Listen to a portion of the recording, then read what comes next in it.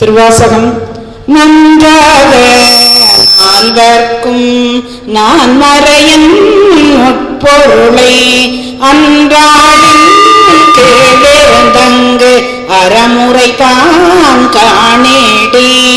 அன்றாடின் அறமுறை தானாயிடினும் கொன்றான்றும் கோட்டோடு சாழலோ.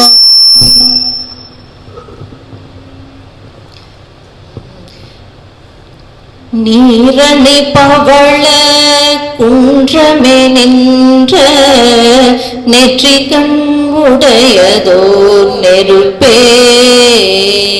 வேரணி புவன போகமே யோக வெள்ளமே மேருவில் வீராரணி சடயம் அம்புத கூத்தா அம்பொன்சே அம்பல தரசே ஏரணி கொடியம் ஈசனே உன்னை தொண்டனே இசையும் மாரிசையே தாதையே தளர வீசிய சண்டிக்கு வண்ட தொடும் உடனே பூதலத்தோடும் வணங்க பொற்கோயிலும் போனகமும் அருளி சோதி மணி மூடி தாமமும் நாமமும் தொண்டர்க்கு நாயகமும் பாதகத்துக்கு பரிசு வைத்தானுக்கே பல்லாண்டு கூறுதுமே. மங்கையற்ற தனியரசி எங்கள் தெய்வம் வளவர் திற குல கொழுந்து வடக்கை மானே செங்கமல திருமடந்தை கண்ணி நாடாள் தென்னகுல பழி தீர்த்த தெய்வ பாவை எங்கள் பிரான் சண்டையர்கோள் அருளினாலே இருந்தமிழ் நாடுற்று இடர் நீங்கி தங்கள் பொங்கொழிவன் திருநீர் பரப்பினாரை போற்றுவார் கழன்மால் போற்றலாமே. திருச்சிற்றம்பலம்.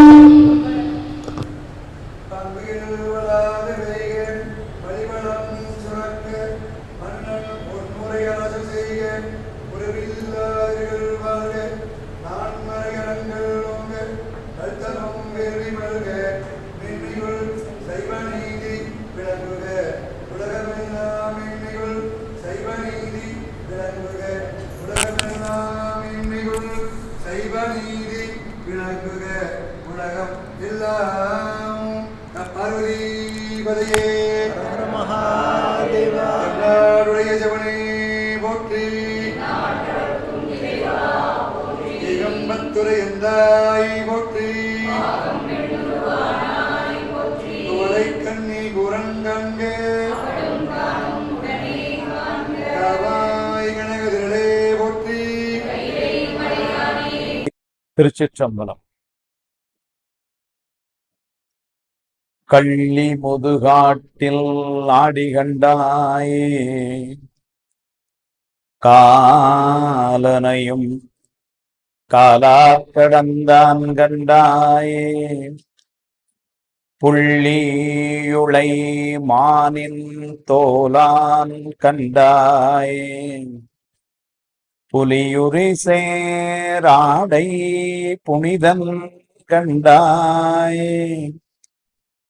வெள்ளி வெளிர்பிறை முடிமேல் சூடி கண்டாய் வெண்ணீற்றான் கண்டாய் நம் செந்தில் மேய வள்ளி மணாளர்க்கு தாதை கண்டாய் மறைக்காடுரையும் மணாளன் தானே.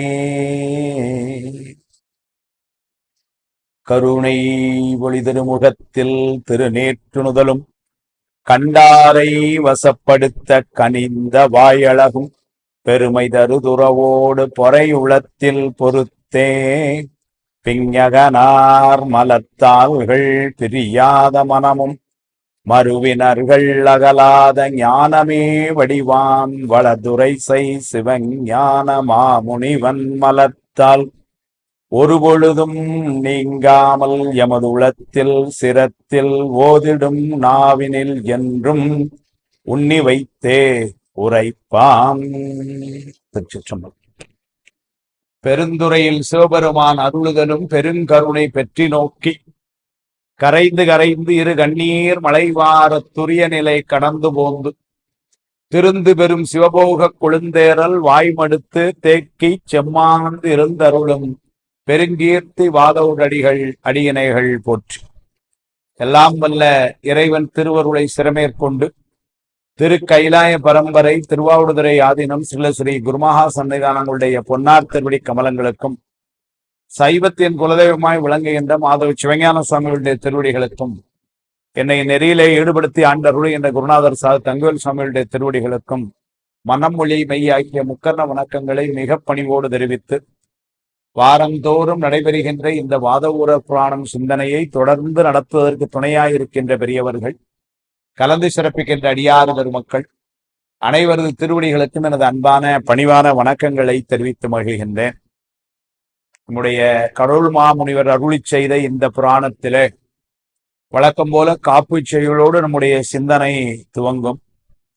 பவளமால் வரை நிலவெறிப்பது போல் பரந்த நின்று அழகு பச்சுடம்பில் திவளமாதுடன்றாடிய பரமன் சிறுவனை பாரத பெரும்போர் தவளமா மறுப்பொன்றொடித்து ஒரு கரத்தில் தரித்துயர்கிரி புறத்தெழுதும் கவளமாகளிற்றின் திருமுகம் படைத்த கடவுளை நினைந்து கைதொழுவாம். கவளமாகளிற்றின் திருமுகம் படைத்த கடவுளை நினைந்து கைதொழுவாம் என்று சொல்லி விநாயகப் பெருமானுடைய திருவடிகளை நினைந்து போற்றி வாதவூர் புராணத்தை நம்முடைய கடவுள் மாமுனிவர் ஆரம்பிக்கின்றார். ஏற்கனவே நம்ம கதையெல்லாம் தெரியும். இப்ப எங்க நிற்கிறோம்னா புத்தரை வாதில் வென்ற சருக்கத்துல நிற்கிறோம்.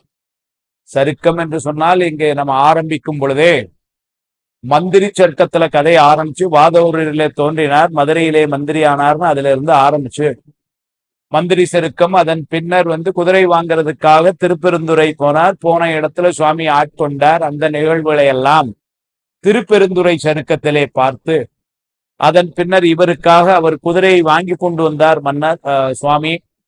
அதனால அது குதிரை இட்ட சருக்கம் என்றும், அந்த குதிரைகள் எல்லாம் வந்த குதிரையெல்லாம் நரிகள் குதிரையாக்கப்பட்டன. பின்னர் குதிரைகள் நரிகள் ஆகின.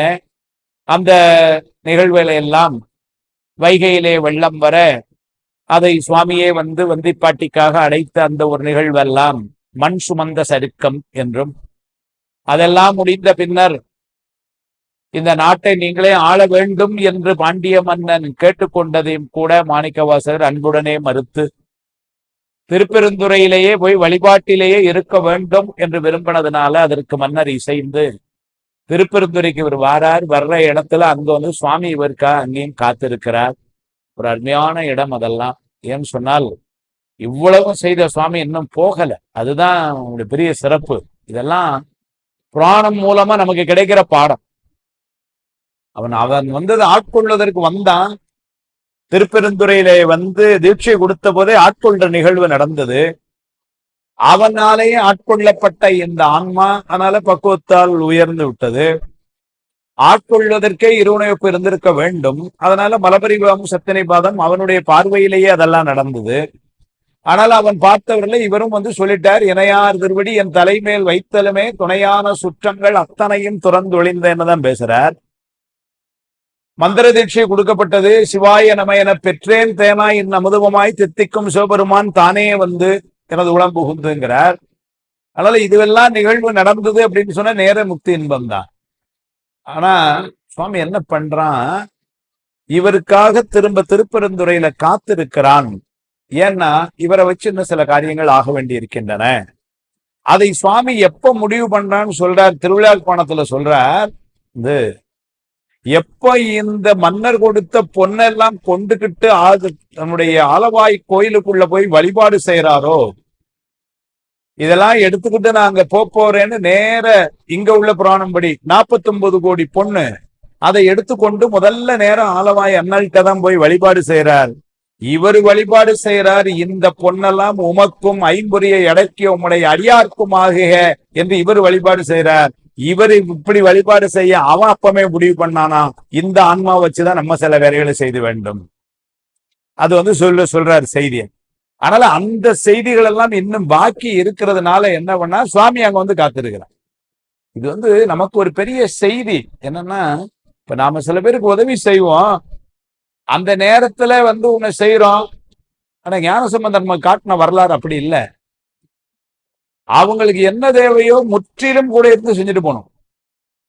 திருமருகல்ல அந்த செட்டி பெண்ணுக்காக அவர் அவருடைய மாமனை பாம்பு கடிச்சு இறந்து போனவனை எழுப்பினார்.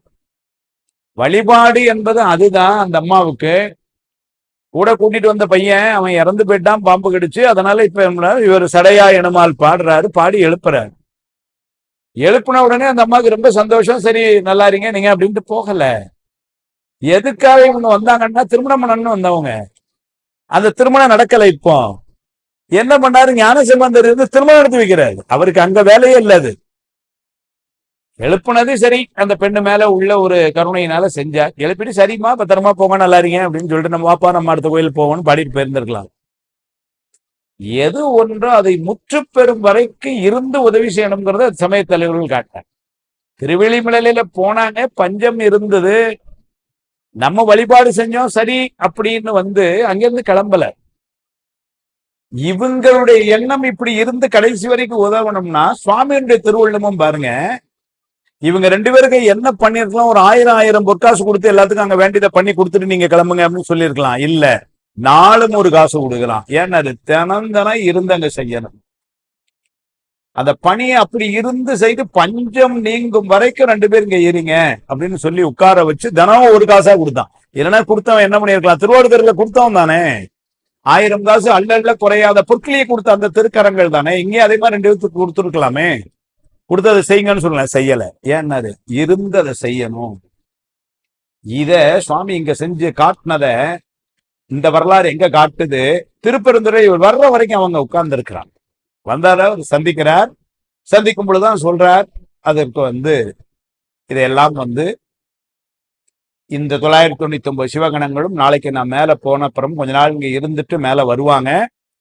நீ அதன் பின்னர் இங்க இருந்து நான் சொல்லக்கூடிய தலங்கள் எல்லாம் நீ சென்று வழிபாடு செய்து அதன் பின்னர் கடைசியாக தில்லைக்கு அங்கு புத்தரை வாதில் வென்று அதன் பின்னர் நான் உனக்கு சாயுச்சியம் தருகிறேன்னு போயிட்டான். போனது அதெல்லாமே ரொம்ப உருக்கமான இடங்கள். அதெல்லாம் கதையை தாண்டி வந்துட்டோம். அதுக்காக வேகமா நினைவுபடுத்துறதுக்காக திரு அம்பலச்சருக்கம் என்று சொல்லி அதுல இதெல்லாம் சொல்றார். அந்த திரு அம்பலச்சருக்கத்துலதான் அவர் நமச்சிவாயை என்றெடுத்து என்று சொல்லி திருப்பெருந்துறையில பாடினது, அப்படியே வரிசையா திருவாரூர்ல பாடினது, சீர்காழியில பாடினது, திரு கழுக்குன்றத்துல பாடினது, திரு அண்ணாமலையில பாடினது, எல்லாத்தையும் வரிசையா கொண்டு கடைசியில தில்லையிலை ஏற்கனவே குலாப்பத்து பாடிட்டார். போற்றி திருவள்ளுவர் அதற்கு முன்னமே கீர்த்தி திருவள் திருவண்ட பகுதி போற்றி திருவகோல் எல்லாம் பாடுறாரு. 2 பதிகம் அங்க அப்படின்னு காமிப்பார். அது கோயில் திருப்பதியமோ கோயில் மூத்த திருப்பதியமோ அதையெல்லாம் பாடி அப்படியே வர்ற அந்த செய்தியெல்லாம் சொல்லிட்டே அங்கதான் என்ன பண்ணா புத்தரை வாதில் வெல்லக்கூடிய சூழல் வருது. அங்கதான் இப்ப கதை நிக்கிறோம். அந்த புத்தரை வாதில் வெல்லு என்ற பகுதி. அதுல அந்த புத்த குருமார் இலங்கையிலிருந்து இங்க அவன் தங்கியிருந்த அந்த செய்தியை சொல்றார். 3000 தில்லைவாழ் அந்தணர்கள் கனவுலையும் ஒண்ணு போல சுவாமி போய் ஒரே கோலத்துல காட்சி கொடுத்து இந்த புத்தனை வாதில் வெல்வதற்கு திருவாதூரன் அங்க திருமணத்திலே இருக்கிறான், பண்ணசாலை அமைத்து அங்க இருக்கிறான், நீங்க அவனை போய் அழைத்து வாருங்கள், அவன் செய்வான் என்று சொல்ல எல்லாரும் காலையில கோயிலுக்கு அன்றைக்கு வழக்கத்தை விட சீக்கிரமா தனக்கே நிகழ்ந்த அந்த கனவை சொல்ல எல்லாருக்கும் இருக்க 3000 போய் பண்ணசாலை முன்னாடி நின்று மாணிக்கவாசகரை வணங்கி வரவேற்கிறார்கள். அவருக்கும் அப்பதான் ஞாபகம் வருது, சுவாமி மேல போகும்பொழுது சொல்லிட்டு போனான்னு நான் உடனே வரேன்னு கிளம்பி வரேன். கிளம்பி இங்க வந்தாரு. ஏற்கனவே இங்க புத்த மத குரு அங்க உட்கார்ந்துருந்தா. நடுவுல ஒரு திரையை போட்டுக்கொண்டு 2 பேரும் பேசினாங்கிறார். ஏன்னா அந்த மாதிரி சுவாமி இல்லைன்னு சொல்லக்கூடிய கொள்கை உள்ள ஒருத்தனை பார்ப்பதே பாவம்னு. பார்வதியை பகை சாற்றிய தக்கனை பார்ப்பது என்னையடி உந்தி வர பனைமுலை வாகனுக்கு உந்தி வர என்பது திருவுந்தியாங்க. ஏன்னா தக்கன் அதே தப்பதான் பண்ணலாம். அதனால சுவாமியை அவன் ஏற்றுக்கொள்ளாததுனால என்ன பண்ணிட்டாங்க அந்த அம்மா சொல்லுங்க, பார்ப்பதியை பகை சாற்றிய தக்கனை பார்ப்பது என்னையடி உந்தி வராங்க. அதனால தக்கனை கண்ணால பாக்குறதே பாவம் அப்படின்னு பாட்டார். அதனாலதான் பின்னர் ஆசிரியர்கள் நான் முன்னமே சொன்னேன், பிள்ளை தமிழ் எங்கேயும் பாடும் பொழுதெல்லாம் தக்கனுடைய மகளாக அம்மாவை பாடவே இல்லை. மலையத்துவசன் பெற்ற பெருவாழ்வே வருக வருகவேன்னு தான் பாடினாங்களே ஒழிய தக்கன் பெற்ற மகள் தாட்சாயினி வருக வருகன்னு ஒரு இடத்துலயும் சொல்லும். ஏன்னாரு சுவாமி மாணிக்கவாசகர் சொல்லிட்டார், பார்ப்பதியை பார்னா உலகம், உலகத்தில் பதியா இருக்கின்ற பெருமான், பார்ப்பதியை பகை சாற்றிய தக்கனை பார்ப்பது என்னையடி உந்தீவர பனைமுலை வாகனுக்கு உந்தீவர அப்படின்னு அந்த நெறியில அவர் பாடினவரே அவர் தான். பின்ன அவருக்கு எப்படி தெரியும்? அதனால புத்த மதத்திலே சுவாமியை ஏற்றுக்கொள்ளல. அதனால அவ்வாறு அவமா பேசுகின்ற அந்த புத்தனை நேருக்கு நேர் பார்க்கவே விரும்பல, பார்த்தாலே பாவம். அதனால என்ன பண்ணார், நடுவுல ஒரு திரை போட்டுக்கொண்டு அவன் அந்த பக்கம் வேற உட்கார்ந்து அங்கதான் நடக்குது அந்த வாதங்கள். கடந்த ஒரு 3 வாரமாவே கோர்ட்ல தான் நிக்கிறோம், நம்ம எல்லாம் நடந்து கொண்டே இருக்கு. கடைசியா சொல்லும் பொழுது அது உடனா என்ன பண்ணார், முதல்ல அவனுடைய உன்னுடைய சமயம் யாரு, உன்னுடைய தலைவன் யாரு, அவனை சென்றடைய வழி என்னன்னு கேட்டு அவன் சொன்னான். அதையெல்லாம் முறையா மறுத்தார். மறுத்ததுக்கு அவனால பதில் சொல்ல முடியல.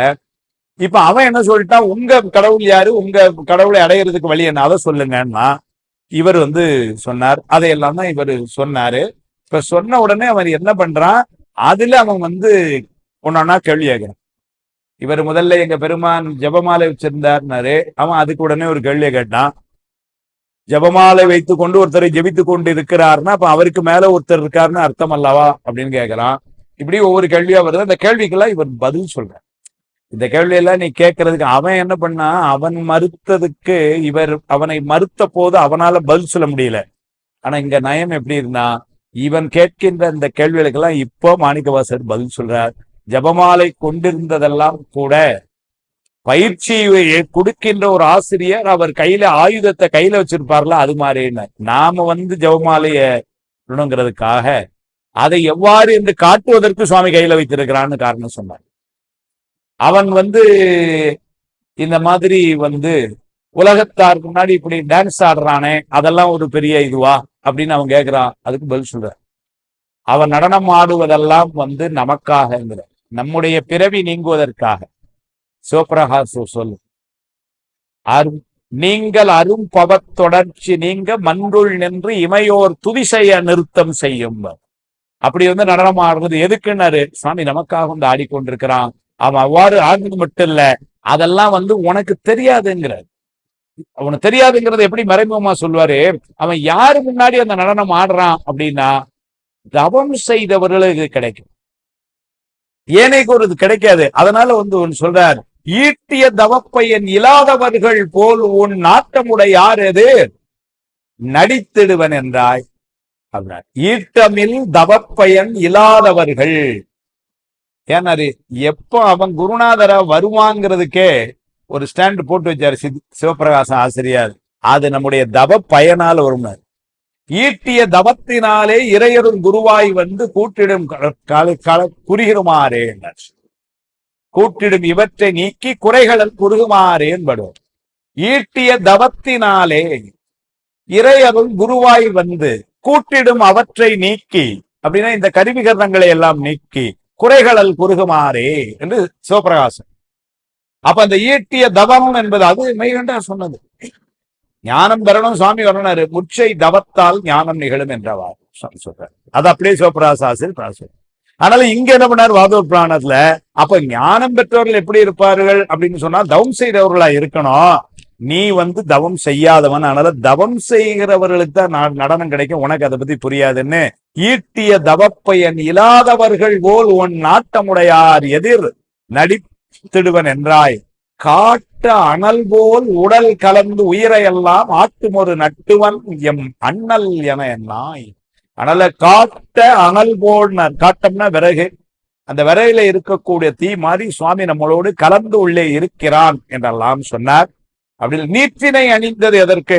நீற்று சுத்தப்படுத்தும் அப்படின்னா அப்ப நீ ஏற்கனவே சுத்தம் இல்லைன்னு தானே அர்த்தம். மேலும் சுத்தப்படுத்துவதற்காக பரிசுத்தம் பண்ணுவதற்கு நீரு அப்படின்னு சொன்னா அதுக்கு பதில் சொல்றேன். நீற்றினை அணிந்தது என் இறைவன் என்றே சாற்றினை உயிர்க்கு இடர்தணிக்க என என்னாய். நம்முடைய துன்பங்களை எல்லாம் நீக்குமாறு 76வது பாட்டுல நம்முடைய துன்பமெல்லாம் நீங்குமாறு அவன் திருநீர் அணிகின்றான். அதற்கு என்ன காரணம் என்று சொன்னார் பாருங்க. அருமையா அவங்க காரணம் சொல்றாரு. தோற்றி உளதம் புதல்வர் துன்பமுறும் அந்நோய் மாற்றும் வகை அன்னையர் அருந்திய மருந்தாம்னார். குழந்தை சின்ன குழந்தை, அதற்கு மருந்து கொடுக்க முடியாது. அதனால என்ன பண்ணாங்க, அதுக்கு மருந்து கொடுக்கறதுக்கு தாய்க்கு மருந்து கொடுத்து தாய் அந்த மருந்தை உட்கொண்டு பால் வழியா அந்த குழந்தைக்கு போதுமான அளவில் அது போய் சேரும். அதுக்காக பாலின் குளவி பசுங்குடற் பொறாதன தாயின் மருந்து உண்டாங்கு போல குமரகுருபரர் சொல்வார். பாலின் குளவி பசுங்குடர், அந்த குடல் பொறாதன அப்படிங்கிற, ஏன்னா அந்த மருந்தை தாங்காது, அவ்வளவு ஸ்ட்ராங்கா இருக்கும். ஏன்னா அதனுடைய குழந்தையினுடைய குடல் எப்படி இருக்கும், அவ்வளவு மெல்லிசானது, ரொம்ப மென்மையானது. அதனால பாலின் குளவி பசுங்குடற் பொறாதன தாயின் மருந்து உண்டாங்கவை போல சுவாமி அம்மா என்ன பண்ணாலும் துரோதான சக்தியாய் இருந்து நமக்கு கூட இருந்து உதவி பண்றாள்னு எழுதுவார் அங்க. அதை தான் இங்கேயும் சொல்றார். தோற்றி உலகம் புதல்வர் துன்பமுறும் அந்நோய் மாற்றும் வகை அன்னையர் அருந்திய மருந்தாம். அதுதான் சுவாமி அணிந்த திருநீருங்கிறார். சுவாமி திருநீர் அணிந்தான்னா எங்க அம்மா மருந்து குடிச்சு எனக்கு அது பலன் தருவது போல அவன் திருநீர் அணிவது எதுக்குன்னா நமக்குன்னாரு. அதனால அவன் திருநீர் அணினான்னா அவன் இதுக்கு மேல சுத்தமானா இல்ல. 8 குணத்துல 2வதா சொல்லப்பட்ட குணமே தூய உடம்பினன் என்பதுதான். அதனால அவனுக்கு அதெல்லாம் தேவையில்லை சொல்லிட்டேன். அதெல்லாம் சொல்லிட்டு அப்படியே ஒண்ணுனா சொல்லிக்கிட்டே வந்துதான் அவன் சொல்றான். என்னதான் இருந்தாலும் ஒரு பாகமாக ஒரு பெண்ணை வைத்தாய் என்பது எந்த வகையில நியாயம்? அதனால நீரே இந்த மாதிரி ஒரு துறவுல தானே இருக்கிறேர். ஆனா உங்க சுவாமி பாதியா ஒரு பெண்ணை கூடவே வச்சிருக்கிறான்னா, பாகமில் உத்தமியை வைத்தல் பழுதென்றாய் போகம் உலகுக்கு அருள் புரிந்த அருளவென்றேன். உலகத்திற்கு போகத்தை நிலைநாட்டணும்னா எங்க தலைவன் அப்படி இருக்கிறான். அவன் எல்லாத்திலையும் முன்னின்று எங்களுக்கு காட்டுறான்னு. அதனால இந்த உலகம் போகம் பெற வேண்டும் என்று சொன்னாலும் அதற்காக அவன் போகத்தை காட்டுகின்றான். அப்படி போகத்தை காட்டுகின்ற பெருமான் எப்படி யோகத்திலும் தலைவனாய் இருப்பவன் தான் என்று சொல்லி மாகமுயில் ஒத்த குழல் மங்கையோடு இருந்தான். போகம் உயிர்களுக்கு உதவ யோக உருவமானான். அவன் போகத்தை செய்வது மட்டுமில்ல, அவன் எப்படி இருக்கிறான், அவன் யோகத்துக்கும் சொல்றான். பின்னாடி எல்லாம் திருச்சாளர்ல பாடுறாரு, அப்படியே எடுத்து சொல்ற. பெண் தென்பால் உகந்தாடும் தில்லை சிற்றம்பலவன் பெண்பால் உகந்தான் பெரும் பித்தன் காணடி. புத்தனுடைய கேள்வியா தான் அமைச்சுக்கிறாரு. அந்த குழந்தைகிட்ட போய் பதில் சொல்லிச்சு பாருங்க. என்னமா பதில் சொல்லுது? பெண்பால் உகந்திலனேல் பேதாய் இருநிலத்தோர் விண்பால் யோகெய்தி வீடுவர்கான் சாளலோ. அப்படி அந்த போகத்தை இவர்கள் சுவாமி காட்டலன்னா இருநிலத்தோர்னர், விண்ணுலத்தோர்னும் சரி பூலோத்தர் போர்வனும் சரி, வீடு வருகான் சாளலோனர் அழிந்து போவார்கள்னர். மங்கையோடு இருந்தே யோகு செய்வானே. கருவூர் தேவார் திருவிசைப்பால சொல்வார். கங்கை சோழ இந்த சோழ மங்கையோடு இருந்தே யோகு செய்வானை அப்படியெல்லாம் சொல்வார். அதைத்தான் இங்க எடுத்துக்காட்டு. மாகமுயில் ஒத்த குழல் மங்கையோடு இருந்தான் போகம் உயிர்களுக்கு உதவ யோக உருவானான். அந்தர்கரம் உற்றது அடி அன்றி அறியார் போல. கண்ணு தெரியாதவங்க கையில இருக்கிற அந்த கைத்தடி, அது தவிர அவனுக்கு வேற ஒண்ணும் தெரியாது. அந்தர்னா கண்ணு தெரியாதவன் குருட. அந்த கரம் உற்ற தடி, அவன் கையில இருக்கிற கோல் போல. இந்த மொழி கற்பனை இனி பிரியுது தேராய். உனக்கு நல்ல பேசுறத தவிர வேற ஒண்ணுமே தெரியாதான்ட்ட. அப்படின்னா என்ன அர்த்தம்?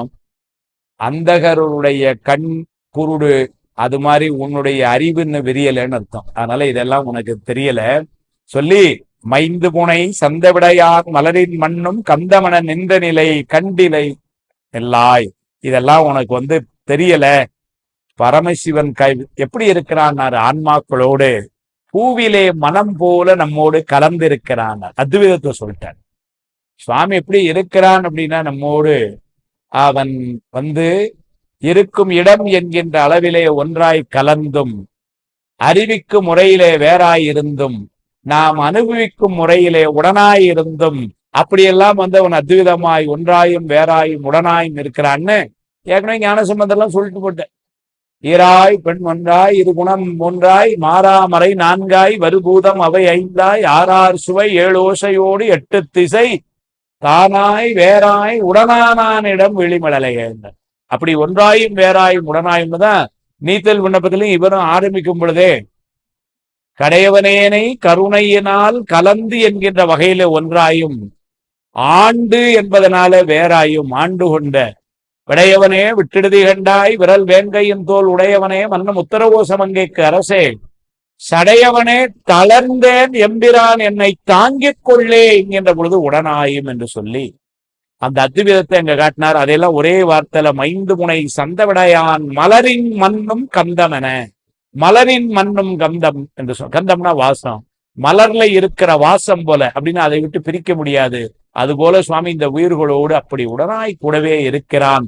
அதையெல்லாம் உனக்கு தெரியாது, உனக்கு கண் இல்ல போடான்ட்டு அப்படியெல்லாம் சொல்லிட்டு அவன் எப்படி இருக்கிறான். ஆதி யோக மிகு போகியரும் வெகுவார் சோதி வெகு ரூபி சுகவாரிய துயரில்லா நீதிமணி மன்றதனில் நிற்கும் நிலை அல்லாமல் யாது முடியாது பதம் யார் அறிவார் என்றார்.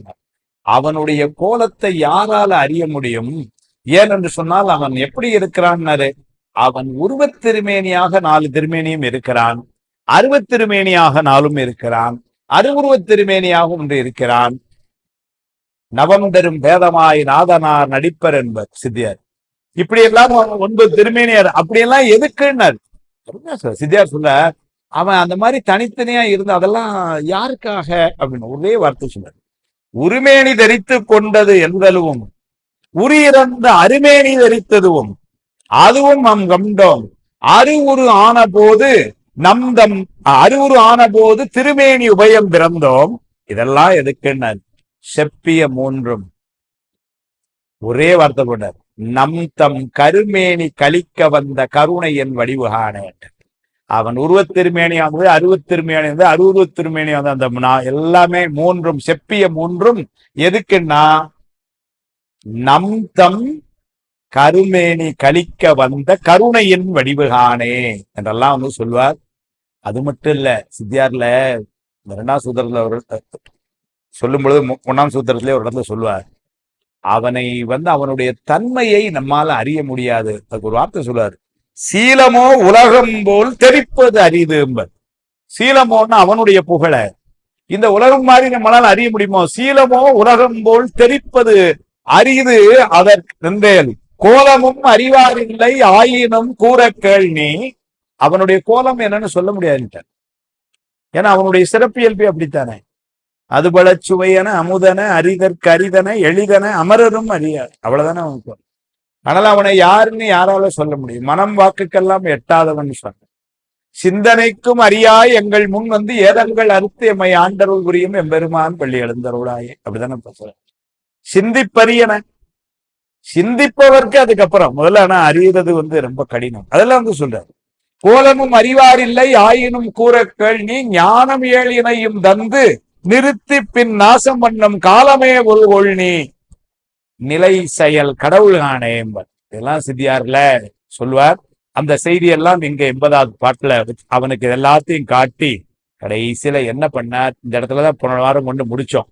இப்படியெல்லாம் அவனுடைய மறுப்புரைக்கு தக்கவாறு மறுப்பு கொடுத்து அவனை சமாதானம் செய்து இப்ப எங்க கொண்டு போயிட்டார். சரஸ்வதிட்ட போய் சரஸ்வதியை கூப்பிட்டு இந்த மாதிரி சுவாமி இல்லைன்னு பேசுறானே அவனுடைய நாக்கில நீ போய் எப்படி உட்கார முடியும்னு கேட்டார்.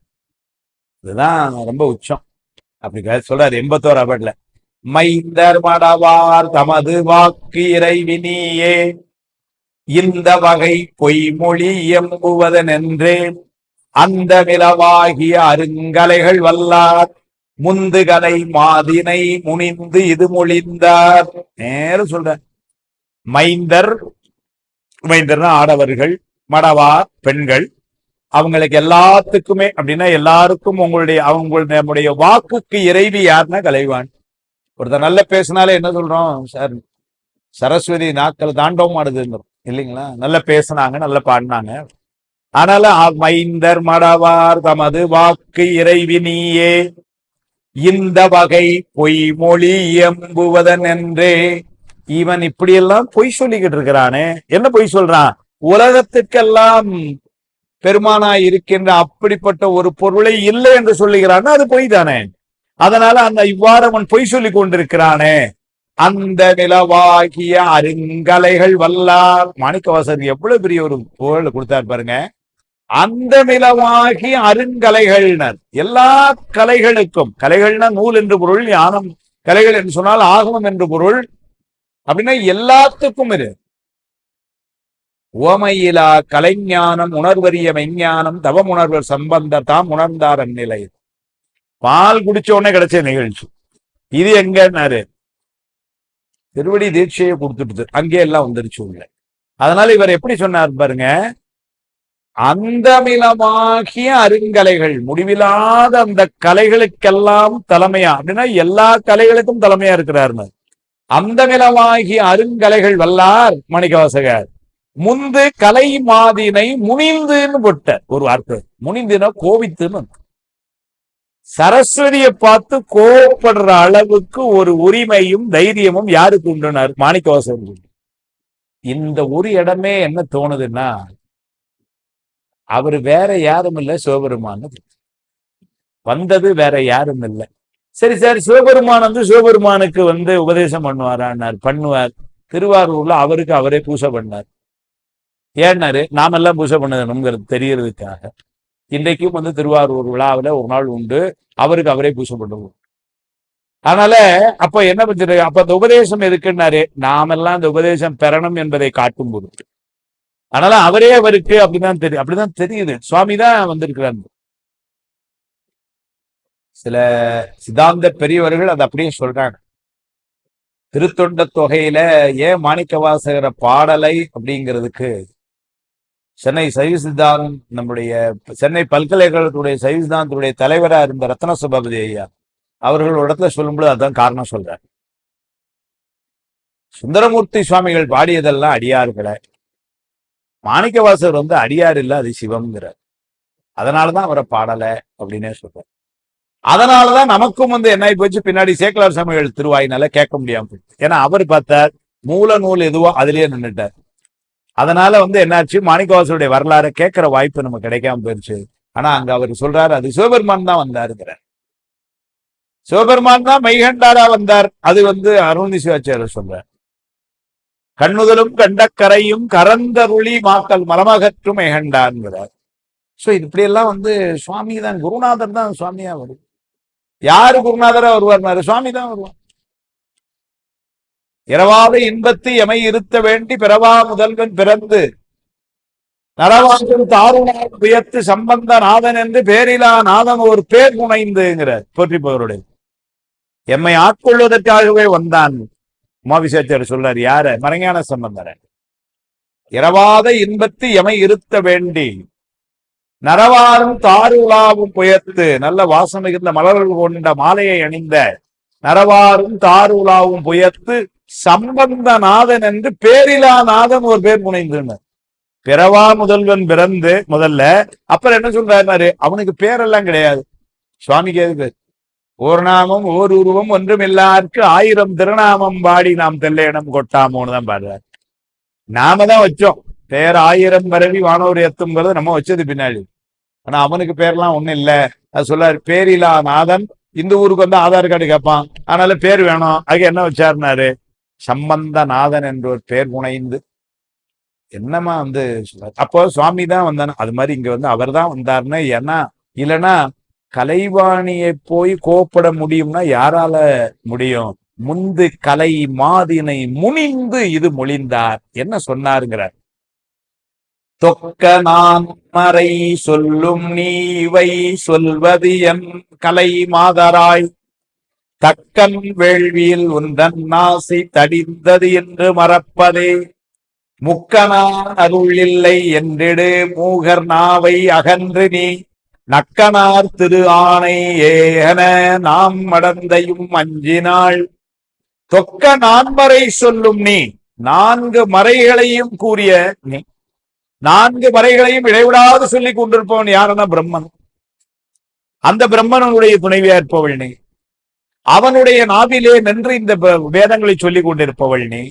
அப்படி இடைவிடாது வேதங்களை சொல்லுபவளும் சொல்லுபவர்களுக்கு துணையாக இருக்கிற நீ வேதத்தை மதிக்காத, வேதத்தை பொருளுக்கு மாறுதலாக சொல்லக்கூடிய அந்த புத்தர்களை அவர்களுடைய கூற்றுக்கு நீ எப்படி கூட இருப்ப? அவங்க கூட எப்படி நீ இருக்கிறது நியாயம்? தொக்க நான்மறை சொல்லும் நீ இவை சொல்வதன். எப்படி இவங்க வாயில இருந்து சுவாமி இல்லைன்னு சொல்ற? கலை மாதராய், கலை மாதர்னா கலைவாணியன், தக்கன் வேள்வியில் உந்தன் நாசி தடிந்ததென்று மறப்பதே. மாணிக்கவாசகர் தான் இப்படிலாம் சொல்ல முடியும். அன்னைக்கு தக்கன் வேள்வியில மூக்கு போச்சுன்னு ஞாபகம் இல்லையான்னு மிரட்டுறாரு. நாமகள் நாசி சிரம் பிரமன் பட சோமன் முகம் நெறித்து உந்தீபர தொல்வினை கட உந்தீபர, இல்லைங்களா? அதனால அதை அப்படியே ஞாபகப்படுத்துறாரு. தக்கன் வேள்வியில் உன்றன் நாசி தடிந்தது என்று மறப்பதே, முக்கனான் அருள் இல்லை என்றிடு மூகர் நாவை அகன்றினே. இதெல்லாம் பரமசிவனுடைய அருள் இல்லை என்று சொல்லக்கூடிய இந்த மூடர்கள், அவனுடைய நாவில் இருந்து நீ அகன்று விடு, நீ அங்க கூட இருக்காது. இல்லைன்னா என்ன ஆகும்னா அவர்கள் செய்த தவறுக்கு நீயும் கூட இருக்கிறத உடனே ஆயிப்போகும். அதனால நீ அங்கிருந்து போயிரு சொல்றார். முக்கனான் அருள் இல்லை என்றிடும் மூகர், இதெல்லாம் பெருமானுடைய திருவருள் இல்லை என்று சொல்லக்கூடிய அந்த அவர்களுடைய நாட்களை நீ நிக்க கூடாது. அதனால நாவை அகன்று நீ நக்கனார் திருவானை ஏகன. இதெல்லாம் நக்கன்னா சுவாமி, நக்கன் நாமம் நமச்சிவாயவேன்னு சொல்லு. அதனால பெருமான் அவனுடைய ஆணை இது என்று சொல்லி நீ அங்கிருந்து கிளம்பிரு. நக்கன் ஆணையே திரு ஆணையன நாம் அடந்தையும் 5 நாள். அப்பதான் அந்த அம்மாவுக்கு ஒரு பயம் வருது. என்னடா இது ஏதோ சிக்கலாகும் போல இருக்கு, நம்ம இவங்க கூட இருந்தோம்னா அப்படின்னு ஒரு பயம் வருது. இங்கதான் போன வாரம் நம்ம நிறுத்தினோம். இப்ப அதனுடைய தொடர்ச்சி சொல்ற. அஞ்சி கலைவாணி அஞ்சி வஞ்சகர்ணாவில் நின்று மகந்த பின்பவர் தாமெல்லாம். நீங்க நாமளே வழிபாடெல்லாம் குமரூர் சுவாமிகள் சகலகலாவல்லி மாலைன்னே பாடுறாரு. அப்படி பாடிதான் அந்த வடமொழியெல்லாம் பயின்று கொள்றார். முந்தின நாள் அந்த இஸ்லாமிய அரசன்ட்ட போய் மொழி தெரியாம நின்னவர் மறுநாள் போய் பேச முடியுது. அவனை பேசுறது மட்டுமல்ல, அவன் இவருக்கு மதிப்பு கொடுக்கிற அளவுக்கு அந்த மொழியில ஒரு பாண்டித்தியம் இருந்ததுன்னா அது சகலாவல்லி மலை. அந்த இரவு பாடுறார், மறுநாள் காலையில தூக்கும் பணுவல் துறை தோய்ந்த கல்வியும் சொச்சுவை தோய் வாக்கும் பெருக பணித்தருள்வாய் வடநூர் கடலும் தேக்கும் செழுந்தமிழ் செல்வமும் தொண்டர் சென்னாவில் என்று காக்கும் கருணை கடலே சகலகலாவல்லியே. அப்படிதான் பாடுறார். மறுநாள் காலையில போய் பாடினார். அதுல ஒரு பெரிய குறிப்பு நயம் என்னன்னா, இவன் அருள் புரிந்தது யாரு? அந்த சகலகலாவல்லி தான். அப்படின்னா குமரகுருவருக்கு அருள் செய்த அந்த சகலகலாவல்லியத்தான் நம்மால் விரட்டிட்டாரா இப்போ? இப்படி ஒரு கேள்வி வரும். இதுக்கு உரை செய்த திருப்பனந்தாள் ஆதீனத்துல இருந்து பட்டுச்சாமி ஒருவர் ஒரு குறிப்பு எழுதுறார். அருமையான குறிப்பு. எங்க சுவாமி சொல்லுவாங்க, இது சகலகலாவல்லி மாலை என்றும் ஈஸ்வரி மாலை என்றும் சொல்லப்படும் எழுதுகிறார். அங்க பாடினது யாருன்னாரு? அம்மாவைங்கிறார். சகலகலாவல்லியா வாரதும் அம்மா அப்படித்தான் பார்க்கப்பட்டதே ஒழிய அப்படியே நேரம் சரஸ்வதி காலில் மட்டும் போய் விழுந்து நிக்கிறது இல்ல திருநீர் பூசணம் உங்களுடைய நிலை. அதனால இது யாருக்குன்னாரு? இது சகலகலா மாலை என்றும் ஈஸ்வரி மாலை என்றும் கூறுவார் அப்படின்னு எழுதிட்டார் படிச்சாங்க. எங்க சுவாமி இப்போ கிட்டத்தட்ட 88-90 35 வருஷத்துக்கு முன்னாடி 40 வருஷத்துக்கு முன்னாடி அந்த புத்தகத்தை வச்சு சொல்லி கொடுத்தேன்னு ஞாபகம். அது ஈஸ்வரி மாலை தானே அப்படிமா. ஏன்னா அங்க சொன்னதெல்லாம் அப்படிதான். கண்கண்ட தெய்வம் உடைபோல் உலகோங்கிறாரு. அப்படின்னா உன்ன மாதிரி தெய்வம் வேற இல்லையான்னா யாருக்குள்ள அம்மாக்குள்ள. அதனாலதான் இங்க ஏன் இல்லைன்னா மாணிக்க வாசகர் மிரட்டுறாரு கலைவாணின்னு என்ன அர்த்தம்? எல்லாத்துக்கு மேல அம்மா இருக்கிறாங்க. அதனாலதான் இங்க சொல்லும் பொழுதே நக்கனார் திரு ஆணையே அகன அப்படின்லாம் சொன்னார். அதனால இப்ப அந்த அம்மா அஞ்சி வஞ்சகர் நாவில் நின்றும் அகன்ற பின் மாணிக்க வாசகர் சொன்ன உடனே அந்த அம்மா என்ன பண்ணிருச்சு பாருங்க, அந்த புத்தருடைய நாட்கள் கிளம்பிட்டு தான் வெளியே. திடீர்னு எடுத்த முடிவு மாலை முரசுல போட்டான், அகன்றோ அஞ்சி வஞ்சகர் நாவில் நின்றும் அகன்ற பின்பு அவர் தாமெல்லாம் நஞ்சை என்றவர் போல் ஒடுங்கி மூகைகளாயினர் நெஞ்சம் நொந்து பின் இளநாடன் நினைந்திடும் சிவஞான நூல் எஞ்சல் இன்றிய செல்வர் பாதம் இறைஞ்சு நின்று இது கூறுவான். அருமையான பட்டு. அஞ்சி அம்மா அங்க இருந்த மாணிக்கவாசகர் சொன்ன உடனே என்ன சொல்லிட்டாரு? நக்கடா திரு ஆணை ஏகன அப்படின்ட்டார். இது பெருமானுடைய ஆணை. சொன்ன உடனே இந்த அம்மா அங்க இருந்து அஞ்சி வஞ்சகர் நாவில் நின்றும் அகன்ற பின் அங்க இருந்து கிளம்பிட்டாங்க. அம்மா வெளியே போனோன்னு என்ன ஆகும்னாரு, பின்பவர் தாமெல்லாம் அங்க இருந்தவங்க எல்லாம் நஞ்சை என்றவர் போலொடுங்கி விஷம் குடிச்சாள் மாதிரி ஆயிட்டானா அவ்வளவு வெறும். அதுக்கு வேப்பிள்ளை எழுதுறாரு, அது என்ன விஷம் குடிச்ச மாதிரி ஆளு? விஷம் குடிச்சா என்ன ஆகும்? போய் சேர்ந்துருவோம். இந்த பிராணத்தை தொடர்ந்து வர்றவங்களுக்கு ஞாபகம் இருக்கும், சோழ மன்னன் மாணிக்கவாசகர் முதல்ல உட்காரும் பொழுது சொன்னான், நீங்க சைவத்தை நிலைநிறுத்துங்க, இவங்களெல்லாம் நான் பாத்துக்கிறேன்.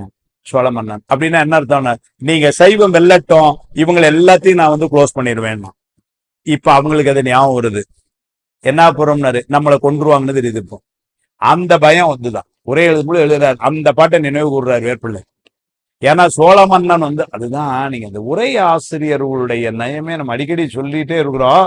அது பல இலக்கணம். அதுல ஒண்ணு என்னன்னு பாத்தீங்கன்னா, எங்க சுவாமி சொல்லுவாங்க, சுந்தரமுத்தையா சொல்லுவாங்க அடிக்கடி, எங்க பரிமேலழகர் உரை எழுத உட்கார்ந்தாருன்னா அகர முதல எழுத்தெல்லாம்னு ஆரம்பிக்கும் பொழுது கூடுதல் காமத்துக்கு இன்பம் அதற்கு இன்பம் குடி முயங்க பெரியன்னு 1330வது பாட்டு வரைக்கும் மனசுல நிக்குமா. இல்லைன்னு வச்சுக்கோங்க, 10வது பாட்டு ஒண்ணு எழுதும், 15வது பாட்டு வரும்போது இடிக்கும். அவ்வளவு மனசுல நிக்கணும். நமச்சிவாய் வாழ்க நாதன் தாழ் வாழ்கன்னு ஒரே தண்டமணி சார் ஆரம்பிக்கிறாருன்னா செம்மை நிலம் அறியாத சிறுவன் திருவேனை வரைக்கும் மனசுல நிக்கும். இல்லைன்னு வச்சுக்கோங்க, எப்படி பொருள் எழுதுவீங்க? உழைத்தால் வண்டை கொடுவினை நோய் காவாய் உடையாய் உடுவினையன் உழைத்தால் உறுதி உண்டோதான் உமையாள் கனவாய் எனையாழ்வாய் பிழைத்தால் பொறுக்க வேண்டாதோ பிறைசேர் சடையாய் முறையோ என்று அழைத்தால் ஒளிவாது அம்மானே உன் அடியேற்க அடியே நல்லல் எல்லாம் உன் அகல ஆண்டாய் என்றிருந்தேன் கொடியேர் இடையால் கூறாயம் கோவே ஆ என்றருளி செடிசேர் உடலை சிதையாதது எத்துக்கு எங்கள் சிவலோகாங்கிறார். இங்க எந்த இடத்துல எழுதுவது பெரிய சிக்கல். ஏன்னா இந்த உடலை நீக்குங்க உடலை நீக்குங்கன்னு தான் இவ்வளவு நாள் எல்லாரும் பாடினாங்க. பெருமானை இந்த உடலோடு நாங்க இருக்க விரும்பவில்லை, திணைத்துணை ஏனும் பொறையின் துயர் ஆக்கையின் தின்வலையே அப்படின்னு அப்படிதான் பாடுறாரு. அருந்துயர் குரம்பை இதை விட்டு சீக்கிரம் வெளியே எடுத்துட்டு போயிரு, இப்படிதான் எல்லாரும் கேட்டாங்க. இவர் என்ன சொல்லிட்டாரு பாருங்க, செடிசேர் உடலை சிதையாதது எத்துக்கு அப்படின்னா, ஏன்னா முன்னாடி ஒரு இடத்துல சொல்றாரு, அடியே என்னை ஆண்டிலே கொள்ளோ தான் அடியே கொள்ளோ அடியாரானார் எல்லாரும் வந்தும் தாழ் சேர்ந்தார் செடிசேர் உடலை சிதையாது சிவலோகாங்க அப்படின்னா, நான் இந்த உடலை நீக்க மாட்டேன், செடிசேர் உடலம் இது நீக்க மாட்டேன் எங்கள் சிவலோகா, கடியே உன்னை கண்ணார காணுமாறு காணேனே. முன்னாடி திருச்சதகம். இந்த திருச்சதகம் உரை எழுதும் பொழுது அந்த கோயில் முத்த திருப்பதி மனசுல நிக்கணும். நின்னாத்தான் அங்க என்ன எழுத முடியும். இப்ப எதுக்கு என் உடம்பை எடுக்கலன்னு கேட்கிறியடா, நீதான திருச்சதம் பாடும்பொழுது இந்த உடம்பை விட்டு நான் போக மாட்டேன், உன்னை கண்ணார பார்க்கணும்னு சொன்னேன், அதுக்காக நான் உன்னை வைத்திருப்பேன் என்பது பொருளாம் எழுதுறாரு. நீங்க அதனால கோயில் மூத்த திருப்பதியும் உரை எழுதும் பொழுது என்ன இருக்கணும், திருச்சதம் எழுதும் பொழுது கோயில் மூத்த திருப்பதி ஞாபகம் இருக்கும். இங்க உடம்ப விடமாட்டேங்கிறாரு அவரே, அங்க போய் ஏன் உடம்பு எடுக்கலாம், நீ தானே விடமாட்டேன்னு. அப்புறம் இன்னைக்கு உடம்ப நீ ஏன் எடுக்கலன்னு கேட்டா என்ன அர்த்தம், மாத்தி மாத்தி பேசுற நீ அப்படின்லாம் அர்த்தம். மாணிக்கவாசகர் அப்படிதான் ஸ்டேட்மெண்ட் வைக்கிறாரு. தண்டமணீஸ்வர் எழுதுறாரு, செடிசேர் உடலை சிதையாதது எத்துக்குன்னு இங்க கேள்வி. முன்னாடி செடிசேர் உடலம் இது நீக்க மாட்டேன் எங்கள் சிவலோகாள், ஏன் நீக்க மாட்டேன்னாரு, அடியேன் உன்னை கண்ணார காணுமாறு காணேனே, உன்னை இருந்து நான் அனுபவிக்கும் பார்க்கணும். குனித்த புருவமும் கௌவை செவ்வாயில் குமின் சிரிப்பும் பனித்த சடையும் பவளம் போல் மேனியில் பால் வெந்நீரும் இனித்த முடைய எடுத்த பொற்பாதமும் காணப்பெற்றால் பார்க்கணும். அதனால இந்த பிறவி இந்த உடம்பு வேணும்னு இங்க கேட்டுட்டு அங்க அப்போ இது எழும்பொழுது அது எழுதும்பொழுது ஞாபகத்துல இருக்கணும். அதுதான் உரையாசிரியர்கள். அந்தந்த பாட்டுக்கு மட்டும் உரை எழுதிட்டு போனோம்னு வச்சுக்கோங்க, ஒளிஞ்சான்னு அர்த்தம். எங்க சாமி சொல்லுவாங்க, அதனால பிராணம் பேசினா எப்படி இருக்கணுமா, ஒன்னாவது படம் கடைசி பாட்டு வரைக்கும் படிச்சுட்டு அதுக்கு பிறகு பேசணுமா. இன்னைக்கு இந்த பட்டம் மட்டும் பேசினா அப்புறம் நாளைக்கு அடுத்த வாரம் நம்மளும் அடுத்த வாரம் புத்தகத்தை பார்த்துக்கலாம் அப்படின்னு நினைச்சா ஒளிஞ்சான்னு அர்த்தம். கடைசி என்ன சொல்ல போறாருன்னு தெரியணும், அப்பதான்.